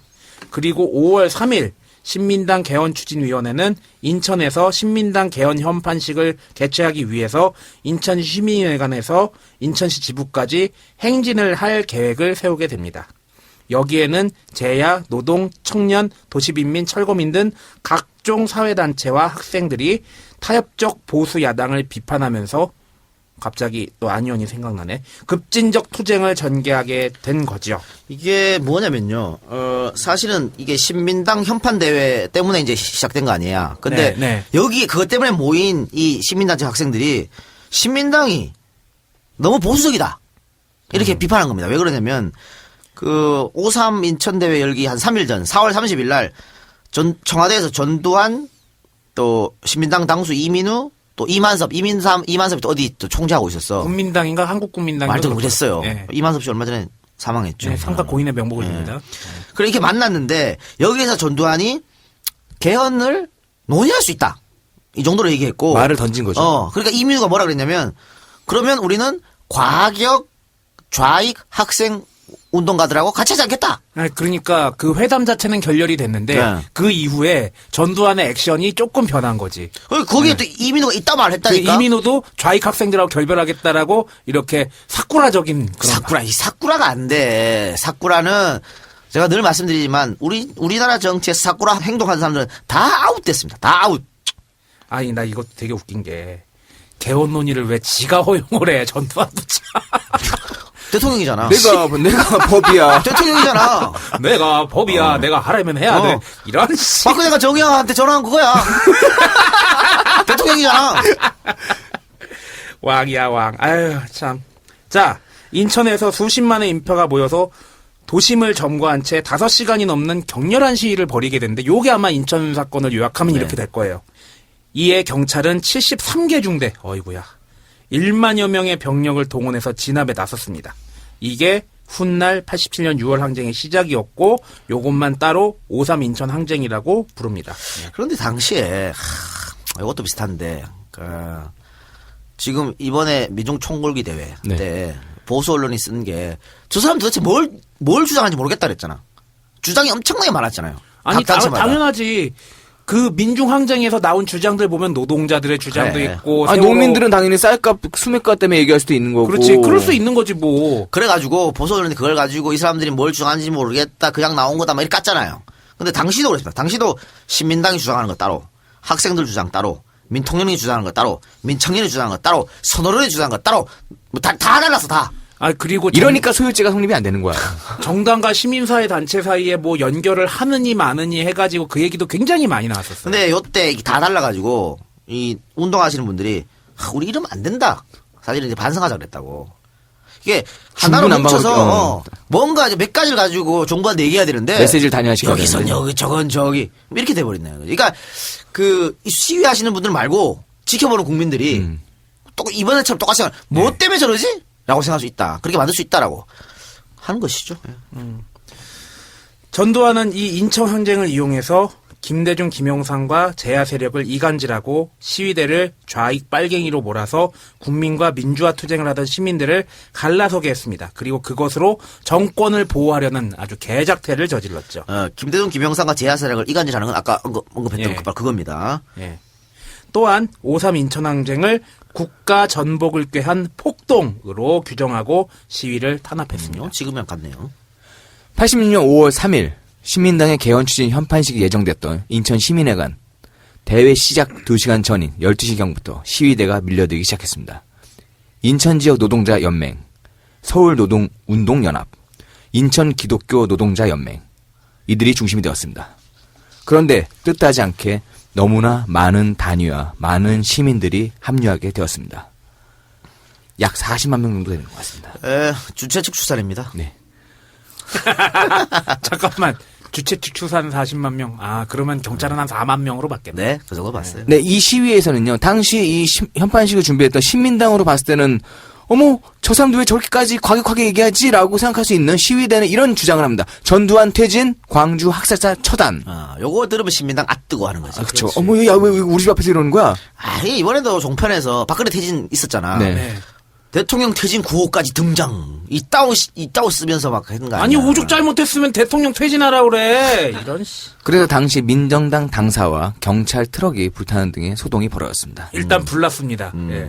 근데 당시에 이렇게 인천에 많은 사람들이 모일 수밖에 없었던 이유가 있어요. 그러니까 그 인천이 그 경제 활동을 하는 인구 중에 임금 노동자의 숫자가 전국 평균보다 월등히 높았습니다. 노동자 비율이 높다는 얘기죠. 그렇죠. 그러니까 당시 전국의 그 전체 취업자 중 임금 노동자 비율이 39.7%, 40%가 안 됐죠.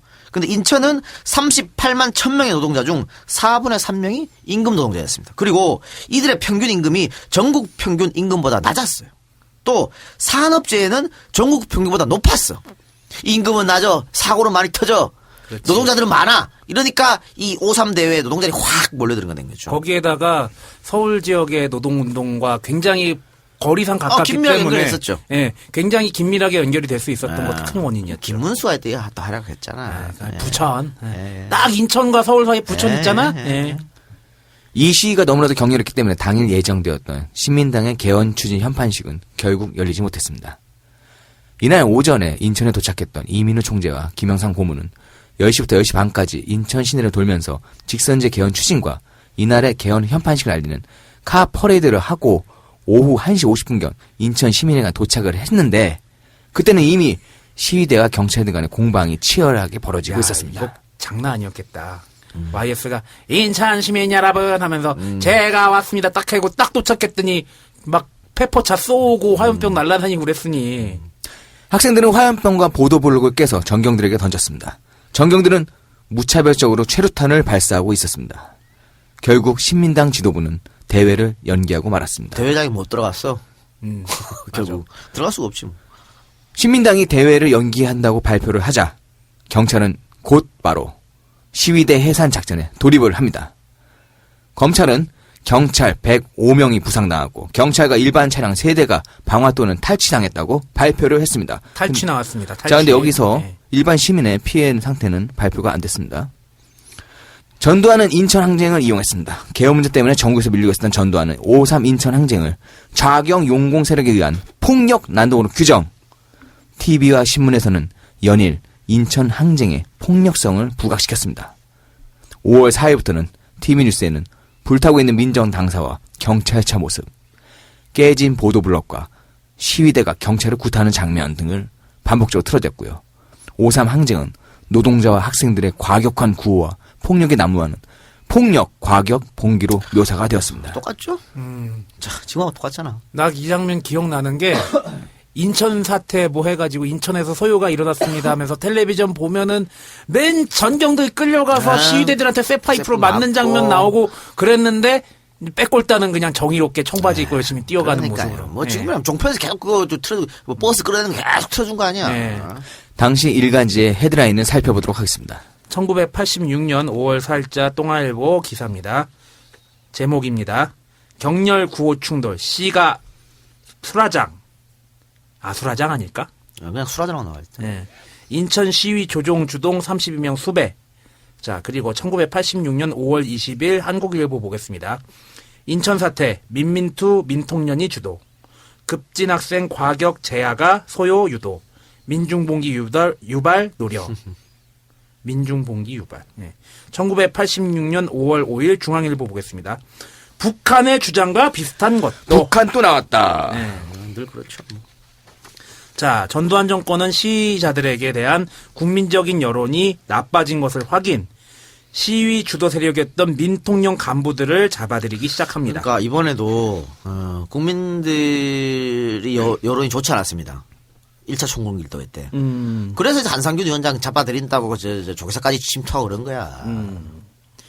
문익환 민통령 의장이 구속됐고요. 이부영, 임채정, 장기표 등 민통령 간부 전원에 대해 수배령이 내려졌습니다.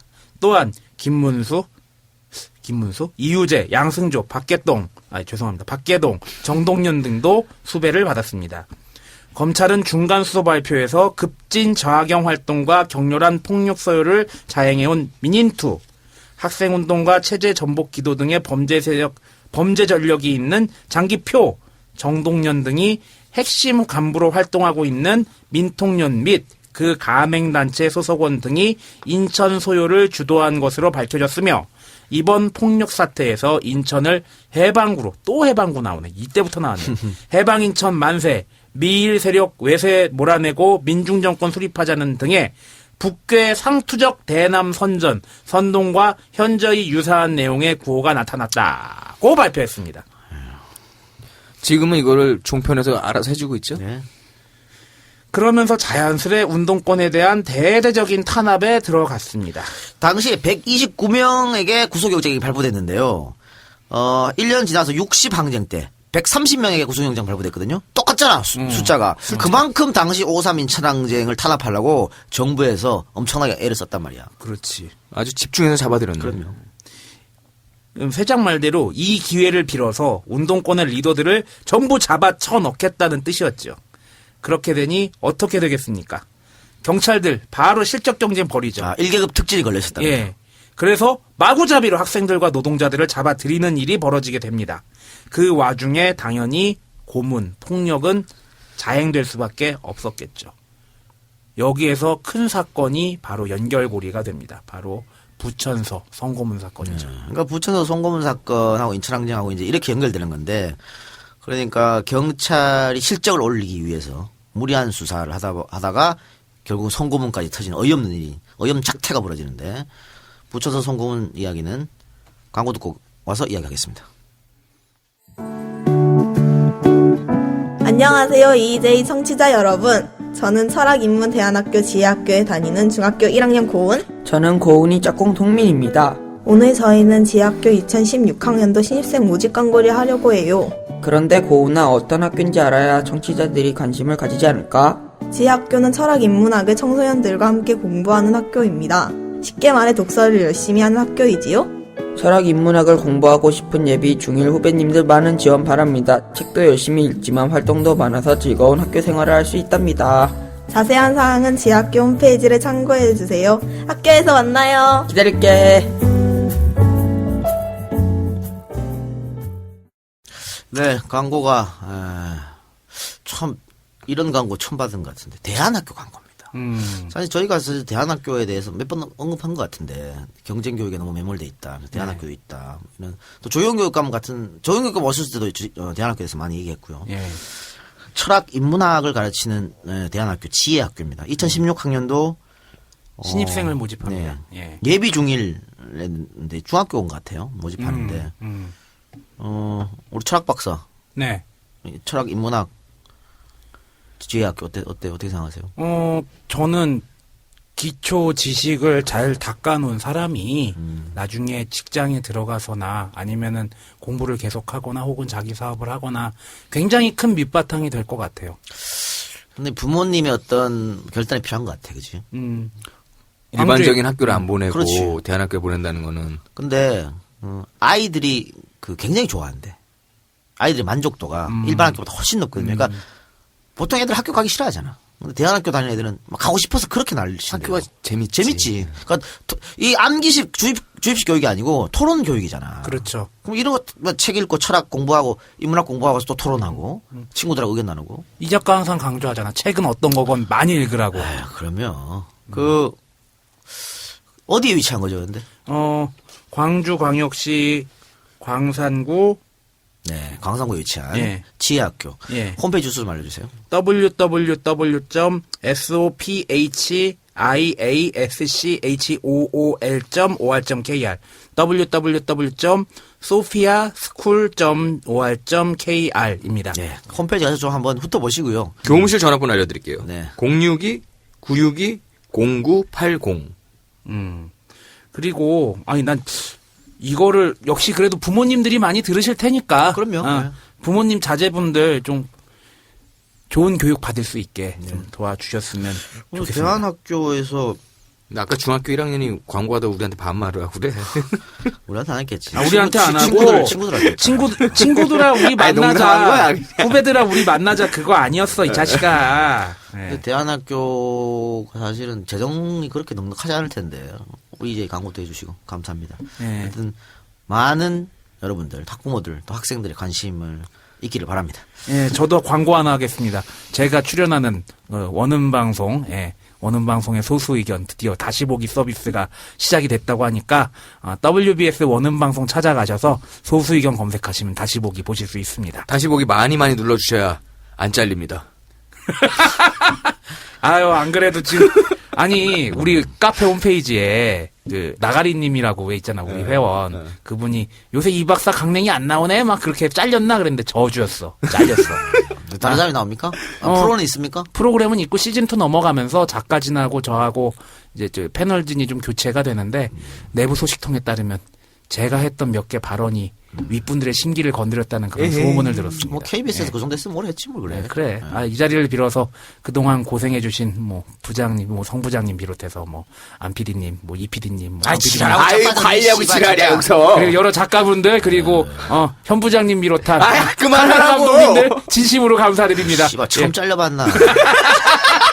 존나 앞으로 그런 일 존나 자주 있을 것이다. 그럴 것이다. 그래, 자, 그러면 우리 얘기를 다시 돌아가서 부천서 송고문 사건 이야기를 해보도록 하겠습니다. 여러분들이 우리가 이 얘기하면 굉장히 불편할 수 있습니다. 불편할 것 같아요. 내용도 불편하고요. 네, 근데 뭐 안 할 수는 없고 또 이 권인숙 씨가 자기가 그런 수치심을 딱 극복하고 이거를 사회에 고발한 이유가 있잖아. 다시는 나 같은 사람이 나오면 안 된다. 예. 그런 게 있기 때문에 여러분들이 불편하더라도 양해를 하면서 들어주시기 바랍니다. 자, 일단 그 권인숙 씨는 원주여고 수석 졸업했어요. 예. 이 박사 관계 되게 많이 나오는데 우리 인천과 옆학교. 원주와. 네. 예. 네. 근데 서울대에 입학했었죠. 의료학과 김태희 선배입니다. 네. 그래서 서울대 입학하면서 이제 사회운동, 민주주의에 눈을 뜬 것 같습니다. 그리고 그 노동자들의 권리 이런 거에 대해서 많은 관심을 갖게 된 것 같아요. 또 소외된 노동 빈곤층. 그래서 고학력을 숨긴 채 공장에 입사하게 되는 거죠. 그게 이제 이른바 위장 취업이라고 하는 것이죠. 이때 당시에 이제 현장 들어간다는 거 많았죠. 많이 했었죠. 당시에 굉장히 많았던 게 경찰 측 추산으로도 뭐 몇백 명단이 되고 학계에서는 거의 10,000명 가까이가 위장 취업을 했다는. 노회찬, 심상정, 김문수 다 위장 취업 아니야. 그러니까. 자, 부천에 있는 주식회사 성신의 허명숙이라는 이름으로 위장 취업을 했습니다. 본명이 아니고 뭐 위장 다른 취업인데. 사람 이름이겠죠. 6월 4일 권인숙은 이 위장 취업 시 주민등록증을 위조합니다. 그래서 주민등록증을 위조했다는 혐의로 부천 경찰서에 끌려오게 되는 것이죠. 위장 취업 사실을 모두 인정한 권인숙은 1986년 6월 6일 새벽 4시부터 6시 사이에 부천 경찰서 수사과 조사계에서 경장 문기동에게 조사를 받게 됩니다. 그러면 지금 이 끌려온 혐의가 아까 인천 그 항쟁 때 끌려온 게 아니라 이 혐의는 지금 주민등록증 위조로 끌려온 거나요? 쳐들어봐 이 새끼야. 주민등록증 위조로 데리고 와가지고 이제 그걸 엮는 거죠. 그치. 예. 문기동은 위장 취업으로 잡혀온 권인숙에게 5.3 인천 항쟁의 수배자들 지금 어디 있냐 이러면서 행방을 집요하게 추궁하면서 욕설과 고문을 자행했습니다. 그러니까 뭐 아까 얘기했던 대로 그 수배자들 많았잖아요. 네. 뭐 장기표를 비롯해서 뭐 김문수도 있었을 테고, 뭐 심상정도 있었을 테고, 박계동도 있었을 테고 많았으니까. 그리고 다음 날 6월 7일 밤 9시 문기동은 다시 권인숙을 조사실로 불러냈습니다. 양손이 뒤쪽으로 해서 수갑으로 채워진 권인숙에게 다가간 문기동은 계속해서 인천항쟁 수배자의 행방을 묻고 권인숙이 대답을 하지 못하자 권인숙의 상의를 모두 올리고 젖가슴을 양손으로 만졌으며 더 나아가 권인숙의 바지 단치를 풀고 지퍼를 내려 손으로 음부를 만지고 자신의 성기를 권인숙의 음부에 갖다 대기도 했습니다. 이때 권인숙의 나이 만 21살이었습니다. 만 21살의 어린 여성이 자신의 성기를 고문 무기로 사용하는 경찰 앞에서 어떤 생각을 할 수 있었을까요? 그때 그녀가 받은 정신적 고통 그리고 수치심 이걸 과연 우리가 상상이나 할 수 있었겠습니까? 이런 말도 안 되는 짓거리를 불과 30년 전에 30년 맞죠? 네. 이 정권이 저질렀다라고 하는 것입니다. 그럼 당시 그 조사받던 그곳으로 잠깐 가보도록 하겠습니다. 야, 또 나 악역이야, 근데? 이 악역이 잘 어울려. 나 진짜 환장하겠구만. 문기동. 야, 네 죄는 엄연히 실정법 위반이야.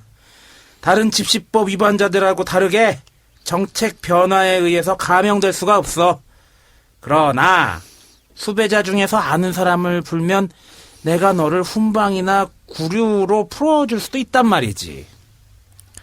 저 몰라요. 나 5.3 사태 때 여자만 다뤘어. 그때 들어온 년들도 다 발가벗겨서 책상에 올려놓으니까 다 불더라고. 니년의 자궁에 봉이 들어가면 불겠어 안 불겠어? 문기동은 권양을 세운 다음 권양의 바지 단추와 지퍼를 완전히 풀어 밑으로 끌어내리면서 소리쳤습니다. 부천에서 만난 사람의 이름 뭐야? 예, 종호란 얘가 있어요. 이 종호라는 친구는 그냥 한두 번 본 사이입니다. 권인숙하고. 근데 바지를 벗기니까 너무 놀라가지고 성도 모르고 이름만 아는 사람이야. 갑자기 그냥 문득 종호라는 이름이 떠올라서 종호를 된 거죠. 그러나 문기동의 성고문은 계속됐습니다. 야, 너 처녀나? 자유행위 해본 적 있어? 그러면서 문기동은 권양의 브레이지어를 들추며 밀어 올렸습니다. 젖가슴 생긴 걸로 보니까 처녀 가슴 같지는 않구먼. 이게 경찰이야? 그렇죠. 이게 경찰이었어. 권양은 살려달라고 울부짖었지만 문기동은 멈추지 않았습니다. 권양의 바지를 완전히 벗겼습니다. 권양은 살기 위해서 친구 이향숙의 이름을 댔습니다. 그러자 문기동은 이향숙의 인적사항을 적으라고 했고 권양은 인적사항은 잘 모른다고 대답을 했습니다. 그러자 문기동이 이렇게 얘기합니다. 인연 이거 정말 안 되겠구만. 야, 이 형사 고춧가루물 가져와. 그리고 넌 책상 위로 올라가. 기어이 자궁에 봉을 집어넣어야 불겠지? 간첩도 고문하면 다 풀어. 니년이 독하면 얼마나 독해? 이 말과 함께 권양의 상의를 벗겼습니다. 권양의 브레이지어를 밀어 올리고 바지의 지퍼를 풀어내더니 갑자기 권양의 음부에 손을 집어넣었습니다. 그리고 곧이어서 권양의 팬티마저 벗겨내리고 의자 2개를 서로 마주보는 상태로 놓았습니다. 그리고는 권양을 한쪽 의자에 앉게 한 후 수갑 찬 손을 의자 뒤로 돌려 권양이 꼼짝 못하도록 만들었습니다. 그리고 맞은편에는 문기동 본인이 앉았습니다. 권양은 수치심으로 사지가 떨렸습니다. 그러나 문기동은 아랑곳하지 않고 알몸이 된 권양을 다시 이렇게 세우더니 책상 위로 권양을 엎드리게 하고 뒤쪽에서 자신의 바지를 내리고 발기된 자신의 성기를 권양의 몸에 갖다 댔다 뗐다를 반복했습니다. 뭐 일제 순상보다 더 악랄한. 그러니까 당시에 권양이 완전 벌거벗졌다니까. 수갑은 뒤로 하고. 근데 그거를 책상 위에 엎드리게 하면 어떤 자세가 나와. 근데 뒤에서 그렇게 했다는 얘기죠. 권양은 문기동에게 당한 성고문 사실을 열흘이 지난 후인 6월 16일 인천 소년 교도소로 송치되고 나서 같은 감방에 여자 재소자들에게 털어놓았습니다. 그리고 이를 통해서 바깥에 알려지기 시작했습니다. 권인숙의 감방 동료들은 6월 28일부터 교도소 내 여자 재소자들이 단식에 들어갔고 그 다음날 남자 재소자들이 전면 동조 단식에 들어갔습니다. 그들이 단식을 하면서 내건 요구 조건은 다음과 같았습니다. 고문, 간간경찰 구속, 부천서장, 수사과장, 치안본부장, 내무부 장관 해임. 이들의 투쟁이 외부에 알려지자 7월 1일 이상수 변호사가 권양을 접견하고 성고문을 당했다는 충격적인 권양의 고백을 듣게 됩니다. 다음은 이상수 변호사의 회고입니다. 내가 권양을 처음 대했을 때 그녀는 나흘째 이어진 단식으로 몹시 초췌한 모습이었습니다. 밤마다 악몽에 시달려 자살을 하고 싶은 충동이 여러 번 들 정도라고 털어놓았어요. 그녀의 성고문 주장을 구체적으로 듣다 보니 사태의 심각성을 느꼈습니다. 내가 권양을 만나던 바로 그 시각에 다른 구속자 가족들은 교도소 바깥에서 나를 기다리고 있었습니다. 그러나 사건의 내용이 내용인지라 어머니들이 대부분인 그들에게 그대로 전해줄 수 없어 난처했습니다. 내가 여자 변호사였다면 또 모르겠지만 말입니다. 아니 이걸 어떻게 얘기를 해요 부모님한테? 그치. 방금 우리가 말했던 그거를. 아니 고문할 때 성폭행을 당했다는 얘기만 해도 그럼. 어머니들 진짜 다 사지가 놀라실 떨리지. 텐데. 다음 날인 7월 2일 홍성우, 조영래 변호사가 다시 권양을 접견했습니다. 권양은 이 자리에서 이렇게 이야기를 했습니다. 내 자신으로는 수갑을 찬 채로 당한 일이니 어느 정도는 수치심을 극복하는 것이 가능하나 다만 부모님이 충격을 받을까봐 걱정입니다. 라고 말을 하면서 성고문 내용을 다시금 털어놓았습니다. 이것도 지금 몇 번째 얘기하는 거야? 이 악몽 같은 이야기를. 참. 그렇지. 다음은 조영래 변호사의 회고입니다. 권양을 만나서 이야기해보니까 단 1분을 들었을 때 벌써 성고문 당했다는 그녀의 주장이 진실하다는 판단이 확 와닿았습니다. 그녀는 며칠째 계속된 단식 탓인지 심장이 많이 안 좋아 보였고 유치장에서부터 지금까지 계속 꿈에 문기동이 나타나 잠을 못 이루겠다는 심적 고통을 호소해와서 인간적인 연민의 감정을 느꼈습니다. 어쨌든 권인숙은 자기가 받은 상처와 수치심에도 불구하고 어쩌면 평생을 이 사건으로 아파할 수도 있지만 용기 있게 문기동을 고발하고 나섰습니다. 다음은 법정에서 그녀의 증언 내용입니다. 당시 나에겐 자살을 하고 싶은 충동이 몇 차례나 엄습해 왔습니다. 그러나 점차로 나 자신의 모든 것을 희생해서라도 이 같은 끔찍한 고문이 다시는 일어날 수 없도록 하기 위해 끝까지 싸우겠다는 결의를 다졌습니다. 이 문제는 개인의 수치심 따위를 넘어서는 것이었기 때문이었습니다. 그러자 문기동은 무고죄로 맞고소를 하게 됩니다. 뻔뻔함의 극치군요. 권양은 조영래 변호사와 접견한 다음 날인 7월 3일 문기동을 강제추행 혐의로 고발했고요. 문기동은 그 다음 날인 7월 4일 명예훼손 혐의로 권양을 맞고소했습니다. 기자들 앞에서 문기동은 터무니없는 조작극입니다. 권양이 고분고분하게 조사에 응했기 때문에 큰 소리나 욕도 한마디 없었어요. 나는 기독교 신자인데 욕이나 한마디 하고 그런 얘기를 듣는다면 원통하지는 않겠어요 라고 말했습니다. 기독교 신자인 게 무기요? 아유 진짜. 7월 7일 검찰은 이 사건을 특별수사본부에 배당했고 각종 인권단체와 6개, 야당이었던 시민당은 검찰의 엄정한 수사, 경찰 항의 방문, 규탄대회, 각종 성명서 등을 발표하면서 경찰과 검찰을 압박했습니다.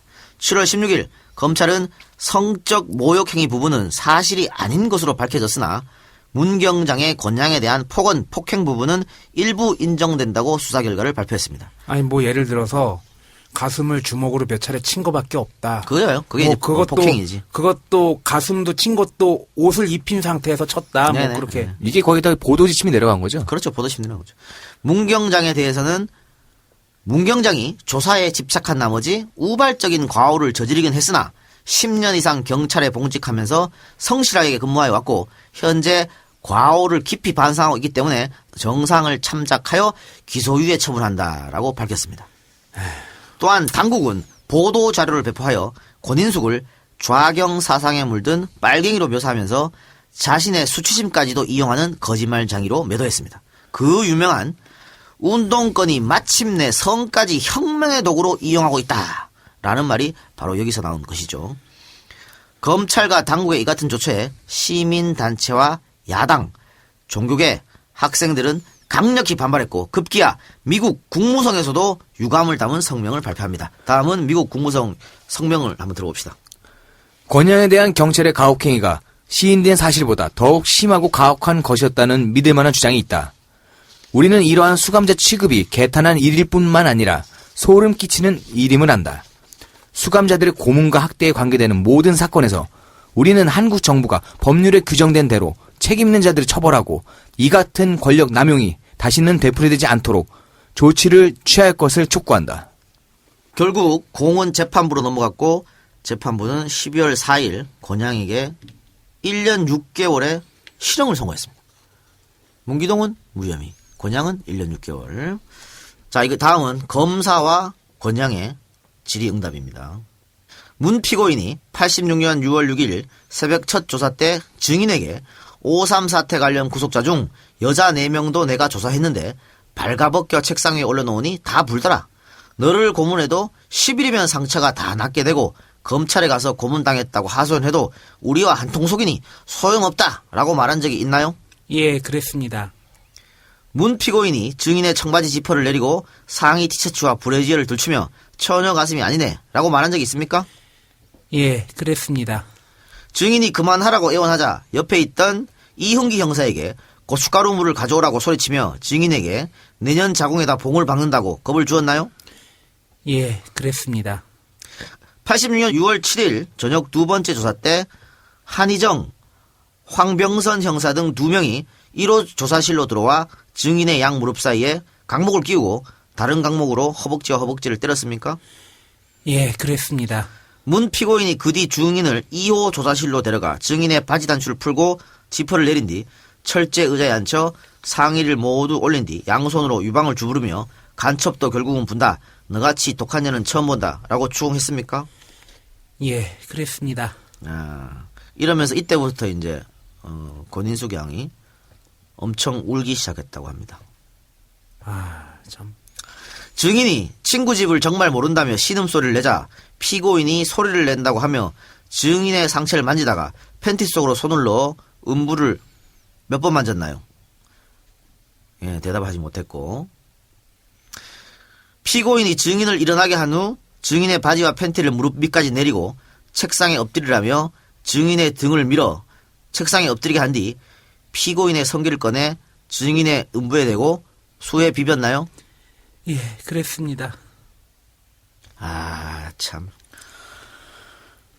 이거는 수사나 그런 것들, 뭐 아니면 재판 그런 것들이라 어쩔 수 없다 손 100번 양보해서 그렇다 손 치더라도 이건 그 인간에 대한 존엄과 존중이 자꾸 이제 말살되는 과정을 계속 반복하고 있는 거 아니에요? 권인숙 씨가 이 재판을 받는 과정이 참 어땠을까 하는 생각이 들어요. 계속하겠습니다. 왜 반항하지 않았습니까? 한 번이라도 경찰서에 들어가 조사를 받아본 사람은 이런 질문 못할 것입니다. 그 당시는 법인이 인권이니 양심이니 하는 것은 존재하지도 않았던 상황이었지 않습니까?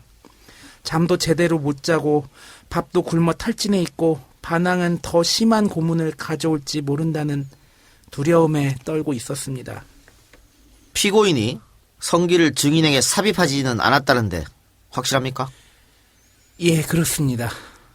그러니까 재판 가서 방청객이 다 지켜보잖아요. 근데 이런 참 그 권인숙 양이 정말 엄청난 정신적 충격을 받았다는 것은 뭐 이걸로도 우리가 잘 알 수 있는 그런 내용인 것 같습니다.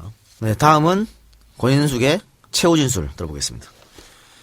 가슴이 떨리고 눈물이 나고 한편 내가 감당하기 힘든 너무나 잔인하고 충격적인 일이었습니다. 나는 생애를 걸고 지구를 향해서 정당성을 주장합니다. 진정으로 법을 위반한 자는 누구인데 왜 내가 여기 서야 하는가? 그동안 나는 별로 다듬어지지도 않고 닦여지지도 않은 나의 인격과 자세로는 감당하기 힘들었던 싸움을 하였습니다. 소위 사회에서 성고문 사건, 부천서 사건으로 알려져 있는데 너무나 기막힌 일이었습니다. 그 때를 생각하면 나는 몸부림치며 보이지 않는 간방의 하늘을 쳐다보고 울부짖으며 분노하면서 되뇌어 보았습니다. 아무도 보지 못한 한밤중 좁은 조사실에서 일어난 이 사실을 밝히지 않았으면 아무도 괴로워하지 않고 아무도 가슴 아파하지 않았을 겁니다.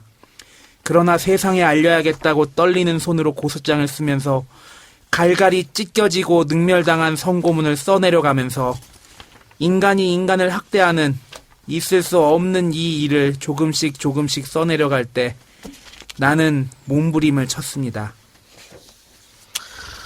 네.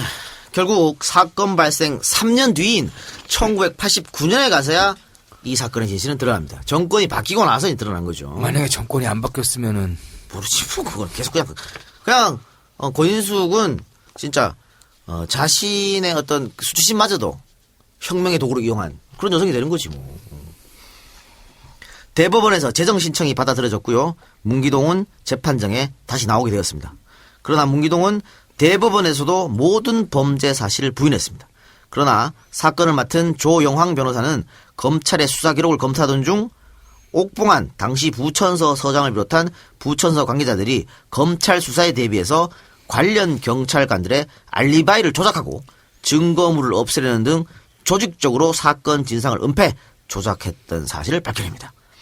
문기동이 어디 유원지에 갔다 그랬는데 유원지 가지도 않았거든. 근데 그걸 이제 알리바이 조작하려고. 네. 뭐 그렇게 다 했습니다. 또한 사건 초기에 검찰이 문기동의 성고문 사실을 알아내고 모두 구속 기소해야 한다. 이렇게 상부의 의견을 제시했으나 청와대, 안기부 등 사정기관 고위 관계자들이 참석한 관계기관 대책회의에서 사회 혼란을 우려 불기소 처분하고 진상을 은폐, 조작했던 것도 백일하에 드러났습니다. 정부가 개입해서 같이 그렇죠. 아니, 예. 검찰이 조사를 해보니까 뭐 확실한 거야 이거는. 그 권인숙 양의 증언이 맞은 거지. 그래서 처벌해야 된다고 위로 올렸는데 위에서 야 뻐꺼형이 안 된대 이렇게 한 네. 거죠. 진짜 영화 같은 일이 벌어지고 있는. 아니 검찰들이 그때 당시에 그 원고 측으로 서 있었을 때도 거기 서 있었던 검사들이 나중에 회고록인가 뭘 썼는데 거기에서 전두환이가 직접 이거를 명령을 했다는 얘기를 썼다고 그러더라고요. 아 그래요. 예. 에이, 나쁜 놈 새끼들. 결국 재판부는 문기동에게 독직 폭행, 가혹행위와 준강간죄 추행죄를 적용해서 징역 5년에 자격정지 3년을 선고했습니다. 당시 법률상 최고형이 나갑니다. 이게 할 수 있는. 그러니까 법원을 할 수 있는 만큼 최고를 한 거죠. 예. 사건 발생 25개월 17일 만에 사건이 모두 끝나는 그렇게 된 거죠. 아까 권인숙 씨가 1년 6개월형 받았다고 그랬지. 네네. 그러면은 사건 발생 3년 뒤니까 1년 6월형 다 살고 나온 거야, 이거. 중간에 나왔죠. 아, 중간에 나왔어요? 네, 중간에 나왔는데 어쨌든. 예. 자, 다시 인천항쟁 이야기로 갑시다. 한쪽으로는 학생 노동자 제야 인사들을 탄압하면서 신민당에게는 국회로 들어와서 협상해라. 이렇게 당시 정권이 이중작전을 벌입니다. 거기서 많이 보던 얘긴데. 지금도 그러잖아. 거기에 또 성고문까지 자행하고 그렇죠. 은폐하려고 그러고. 예. 그러니까 운동권과 양김씨를 분리하는 정책을 폈죠. 어쨌든 이 신민당의 직선제 개헌을 위한 1천만 서명운동. 이것이 5.3 인천항쟁 시작 아니겠습니까? 네. 근데 당국이 끝없이 탄압을 했음에도 불구하고 직선제 개헌, 이 여망, 이것은 끝없이 타올랐다는 것이죠. 그래서 결국 인천항쟁도 일어났던 거고 이후에 87년 6월 항쟁이 일어나지 않습니까? 이것도 인천항쟁의 연장선에서 터져나온 것이죠. 결국 87년 6월 항쟁도 호원철폐 독재. 호원철폐 독재는 타도잖아. 응. 직선제를 쟁취하자는 거고. 그렇죠. 결국 우리 손으로 승리를 한 거죠. 그러니까 결론 내리자면 86년 5.3 인천항쟁은 87년 6월 항쟁의 촉매자이자 기폭제가 되었다고 하는 것이고 80년 광주 민주화운동과 87년 6월 항쟁 사이에서 대단히 중요한 역할을 했다라고 이야기할 수 있는 겁니다. 그러니까 인천 시민들이 좀 자부심을 느껴도 되는. 그런데 현실은 현실은 뭐 선거만 하면은 뭐 예. 새누리가 이기는, 예. 박근혜가 이기는, 이명박이 이기는 이런 선거가 나오니. 역사를 알게 되면 그런 선택을 안 하실 수 있는데 내가 보기에는 너무 이렇게 시간도 지나고 사는 게 힘들다 보니까 점점 정치에 대해서 멀어지게 되고 역사에 대해서 멀어지게 되고 그러다 보니까 그렇게 된 것 같아요. 내 고향 인천이 어마어마했다니까. 그러니까 말이죠. 그래서 이 인천항쟁의 여파로 이제 권인숙 성고문 사건이 터졌고 결과는 3년 뒤에 나왔지만 이 권인숙 성고문 사건도 역시 이 정권의 부도덕한 것을 직격으로 알린 거 아니겠습니까? 예. 그리고 또 이한열의 죽음, 또 박종철의 박종철의 죽음. 그걸 또 은폐하려고 그랬잖아. 예. 그런 것들이 겹쳐지면서 87년 6월 항쟁의 어떤 기폭제가 되는. 쌓이고 그렇죠. 쌓인 끝에 어. 결국엔 분출된 거지. 그러니까 인천항쟁, 유월항쟁으로. 권인숙 성고문 사건 다 하나라고 볼 수 있는 거예요. 예. 근데 우리가 지금 권인숙 송고문 사건이 워낙 알려진 사건이기 때문에 이것만 이야기하는 분들이 많이 계시는데 그렇지 않다. 이런 사례는 비슷한 사례가 굉장히 많이 있었다고 하는 겁니다. 몇 가지만 살펴보면요. 1980년에 미스 유니버스 대회를 그 우리나라에서 못 치르게 하려고 했었을 때 그 황모 씨가 이제 주동자였는데 그 황모 씨의 여동생을 본인이 보는 앞에서 발가벗기고 고문한 사건이 있었고요. 1982년 부산 미문화원 방화 사건 때 관련자들을 알몸 상태에서, 이 여성들입니다. 알몸 상태에서 물고문한 적이 있었고, 83년 대학교 내에 상주하는 사법경찰에 의해서 서울대 여학생이 추행당한 사건이 있었고요. 또 5.3 인천 시위 사건 관련으로 연행된 여학생에 대한 성폭력 사건도 있었고요. 또 1986년 서울 노동운동연합 여성 근로자에 대한 군 수사기관의 알몸 고문도 있었습니다. 그 여대생 집단 추행 사건도 있었는데 1984년 9월 4일 외국어 대학에서 있었던 5개대 연합 방일 반대 시위에 참여했다가 연행됐었던 학생들이 경희대 여학생 김모양, 최모양, 정모양 3명이었는데 이 3명은 7일의 구류를 선고받고 청량리 경찰서 유치장에 송치되었습니다.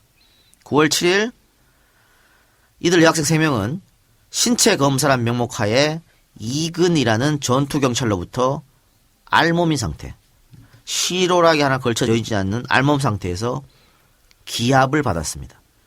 일어서, 앉아, 뒤로 돌아, 앉아, 일어서, 다리 더 벌려, 팔 들어. 여기에 여학생들 항의하자, 야, 이 씨발려나. 그럴 줄 알면서 누가 데모하래? 그리고 브래지어와 팬티를 탁탁 털어보이며 입어하고 던져주었습니다. 이 3명 중 1명은 당시 생리기간 중이었습니다. 그럼에도 불구하고 이런 만행이 일어났던 것이죠. 권인숙 사건 못지않지 않아? 예. 또 있습니다. 1986년 11월 14일 로사양 등 4명의 여성 노동자가 20여일 전에 모임이 형사들에게 발각돼 동료들이 구속되는 사태가 벌어지자 평소 의심스러운 행동을 하던 김모 씨를 프락지로 판단하고 김모 씨를 불러냈습니다. 김모 씨는 내가 도봉산을 잘 안다. 도봉산에서 이야기하자더니 약수터를 지나서 으슥한 곳까지 계속 걸어 들어갔습니다. 4명의 여성 노동자가 갑자기 이상한 생각이 들어 그냥 여기서 얘기하자고 하니까 갑자기 숲에서 3, 40대쯤 되어 보이는 남자 2명이 나타났고 이들은 경찰에서 왔다면서 포니 엑셀을 끌고 와서 이 여성 4명자를 태우고 어디론가 향했습니다. 그런데 파출소를 경찰서를 가지 않고 다른 곳으로 가서 여성 노동자들이 어디로 가느냐라고 항의하니까 부대로 데려간다라는 말을 남기고 어두운 산길로 달려서 산 속에서 이들을 풀어줍니다. 이들이 왜 이런 데서 조사하느냐 경찰서로 가자고 따지자 그들은 로사양에게 너 처녀냐 라면서 옷을 벗을 것을 강요하고 로사양이 반항하자 가슴과 복부를 사정없이 때리고 심지어 나무 토막으로 쓰러진 로사양을 실신하도록 내리쳤습니다. 그러면서 나는 포천에 있는 보안과에 근무한다라고 본인의 신분을 밝혔습니다. 그리고 로사양에게 성기를 들이대고 강제로 몸을 범했습니다. 이건 말 그대로 윤간 사건입니다. 그리고 제발 이러지 말라는 로사양의 애절한 호소는 허공에 메아리쳤고 이 사람 이외에 다른 2명도 차례차례로 이 여성을 강간했습니다. 사건 직후 로사양을 비롯한 4명의 여성 노동자들이 차 번호 또 이 사람의 지갑에서 발견한 주민등록번호를 외워서 성수파출소에 신고했습니다만 파출소 직원은 오히려 빨갱이 책이나 읽고 돌아다니니까 강간당하는 거라며 모욕을 주고 심지어 무릎을 꿇어앉혀놓고 주먹질과 발길질까지 해댔습니다. 이들은 다시 한번 북부경찰서를 찾아가서 고발장을 접수했습니다만 경찰은 석 달이 지나도록 신병 확보하지 않고 잡을 생각도 하지 않았다라고 하는 겁니다. 권인숙 양 사건뿐만이 아니고 이렇게 진짜 강간한 사건도 있어요. 많았지. 근데 권인숙 양 사건은 밝혀진 사건이고 이건 뭡니까? 밝혀지지 않은 그런 사건들이죠. 이 여성들이 거짓말을 한 걸까요? 권인숙 양 사건은 모든 재소자들이 동료 재소자들이 들고 일어났고 그렇죠. 또 각계각층 시민단체 또 변호사들이 같이 함께 했으니까 이때 참여한 변호사가 160명이 넘어요. 음. 공동 변호사 했던 사람이. 그러니까 그랬음에도 불구하고 덮으려고 그랬잖아 이 사건을. 그러니까 방금 소개한 건인숙 사건 이외 다른 사건들은 그렇게 못했기 때문에 그냥 쓱 하고 덮고 넘어가 버렸던 것이죠. 이런 반인권적 작태를 저지른 정권이 바로 전두환 정권이다. 전두환을 용서할 수 없는 이유가 바로 그런 것이죠. 뭐 그때 당시에 뭐 조영래, 박원순 그리고 우리나라 인권 변호계의 대부라고 불리는 이돈명 변호사 네네. 뭐 등등. 다 참여했어요. 예. 그래요. 정리해 봅시다. 권인숙 씨는 이후에 한동안 노동운동을 계속 하다가 나중에는 여성운동 쪽으로 진로를 바꿔가지고 93년에 서울대 의료학과 4학년에 복학을 하고 그리고 94년 1월에 미국으로 유학을 떠나서 박사학위를 받고 여성학자의 길을 걷고 그리고 명지대학교 교수로 오게 됐습니다. 그리고 MBC에서 20세기 한국의 인물로 선정이 되기도 했다고 해요. 저희가 방송에서 계속 권양이라는 얘기를 많이 했는데, 이석규 열사인가? 그, 대우중공업 그 시위하다가 돌아가신 그분 돌아가셨을 때 처음으로 자기 이름을 제대로 얘기했다, 뭐 그런 얘기가 있더라고요. 그냥 권양 그러는데, 권인숙이라는 엄연한 이름이 있는데 권양으로만 불렀던 거죠. 사람들이 전부. 아마 그게 상징적인 모습이 아니었던가 싶어요. 그 인권이 처절하게 유린되고 사람들도 가십거리로 생각하는 그런 것들이 권양이라는 말로 대표가 되고 그게 권인숙이라는 제대로 된 이름이 불려졌을 때 정말 인권이라는 것이 다시 한번 나오지 않나 싶고요. 몇 번 얘기했지만 인천이 그런 도시가 아니었는데 인천항쟁이 굉장히 큰 사건이었고 우리나라 민주주의 발전에 하나의 또 전환점이 됐던 사건인데 지금의 인천이 왜 저런지 정말 모르겠어요. 그래서 다시 한번 인천 시민 여러분들이 자긍심을 가지고 우리나라가 제대로 돌아갈 수 있는데 한때 또 산업역군 아니었습니까? 개항장이었고 역사적으로 처음으로 기차가 뚫렸던 곳의 한 축이었기도 하고 다시 한번 역사를 이끌어갈 수 있는 도시가 됐으면 좋겠습니다. 이상입니다. 네. 총칼을 찬 자들이 장모와 사위를 협박하여 성관계를 갖게 하고 여성의 음부에 총알을 쑤셔넣고 여성을 겁탈하고 뛰어가는 여성에게 총질을 하였습니다. 저희가 방송에서 했던 서북청년단입니다. 없어지지 않았네요. 없어지지 않고 살아있었고 자행됐었네요. 그 수많은 폭력 하에서 아까 얘기한 대로 이 작가 얘기한 대로 말도 못하는 사람들도 엄청 많았을 거예요. 그리고 그 사람들은 그 상처를 평생 안고 살고 계시겠죠. 이 방송을 하면서 느꼈던 거는 이 정권이 뒤가 구린 정권들이 그 수많은 은폐와 엄폐를 엄청난 노력을 정권 최고의 노력을 들여서 엄폐를 합니다. 하지만 결국은 이것처럼 한번 터지게 되면 그 안에 쌓였던 썩은 물들이 다 쏟아져 나올 것이고요. 그렇게 되면 민중들은 또 한번 움직이게 될 것입니다. 저는 박근혜 정부가 이제는 좀 안정적으로 정권을 마무리했으면 좋겠다라는 개인적인 소망을 갖고 있습니다. 그런데 자꾸 보다 보니까 자꾸 아빠의 궤적을 따라가려고 그래요. 아빠 때도 그랬죠. 부마 항쟁 한다고 사람들이 떠드니까는 뭐 옆에서 밀어버릴까요? 그렇게 됐습니다. 차지철이 있었고요.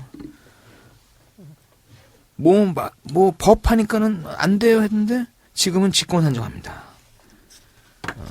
소유지가 나왔고요. 이제 몇 개 안 남았어요. 이제 이러면 남은 거는 똑같습니다. 11육 아니면 60이겠죠. 어떤 거를 선택하더라도 우리 모두에게 행복한 결과를 주지는 않습니다. 저는 제발 박근혜 정부가 무사히 정권을 좀 넘겨줬으면 좋겠습니다. 누구도 더 이상 다치지 않았으면 좋겠습니다. 제2, 제3의 백남기 선생이 나와서도 안 될 것 같고요. 거기서 서로 간에 총질하는 것도 보고 싶지 않습니다. 네, 이상입니다. 그 박근혜 정권이 지금 소유제 적용한다 이런 건 뭐 공안정국으로 끌고 가려고 하는 거예요. 공안정국으로 끌고 가서 결국은 또 뭐 사상 문제, 색깔 논쟁으로 가려고 하는 것 같은데 그 30년 전하고 별반은 다를 거 없을 것 같고 또 이 박사 말대로 인천이 사실은 우리가 대선 특집 2인가 이게 했을 거예요. 결국은 똑같이 지역으로 결판났다. 서울, 호남 제외하고 다 지른 거 아니야. 에? 늘 그랬잖아.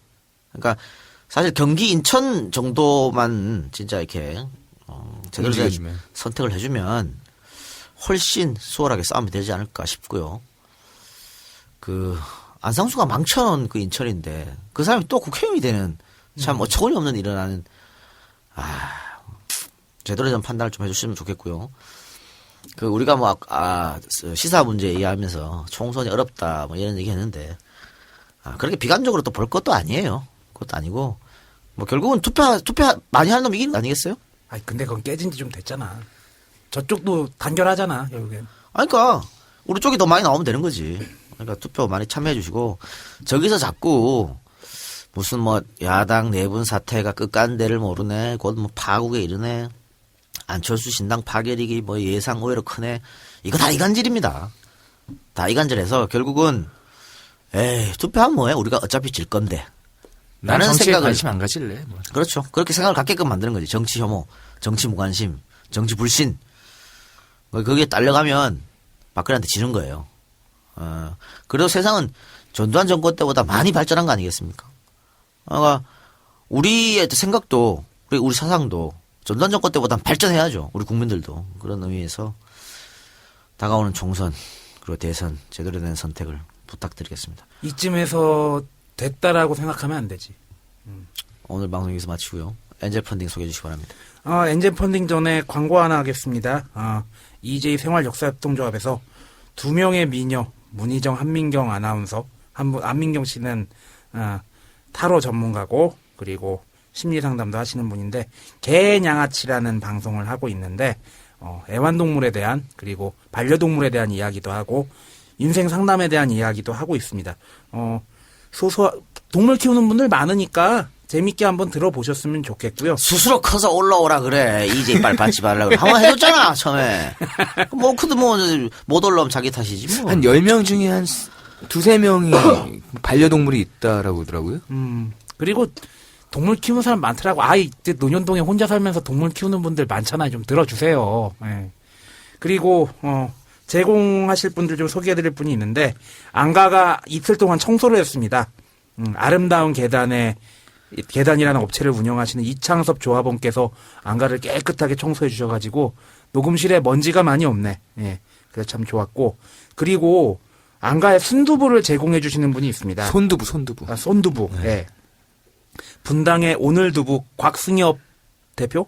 곽승엽 님이 오늘두부라는 업체를 운영하시는 분인데, 선착순 6접시 제공해 주신다니까, 맛있는 손두부 드실 분들 선착순으로 일찍 오셔서 두부 맛 좀 보시기 바랍니다. 이분이 감사한 게요. 그 사업장이 분당에 있잖아요. 분당이랑 여기랑 물리적으로 거리가 상당합니다. 자, 그리고 엔젤 펀딩 소개해드리겠습니다. 정소영, 혜린, 해교, 철우, 남상호, 이경택, 한송이, 대한환경, 병희. 이건 뭘까? 마르틴의 솥, 이민경, 이상입니다. 고맙습니다. 고맙습니다. 감사합니다.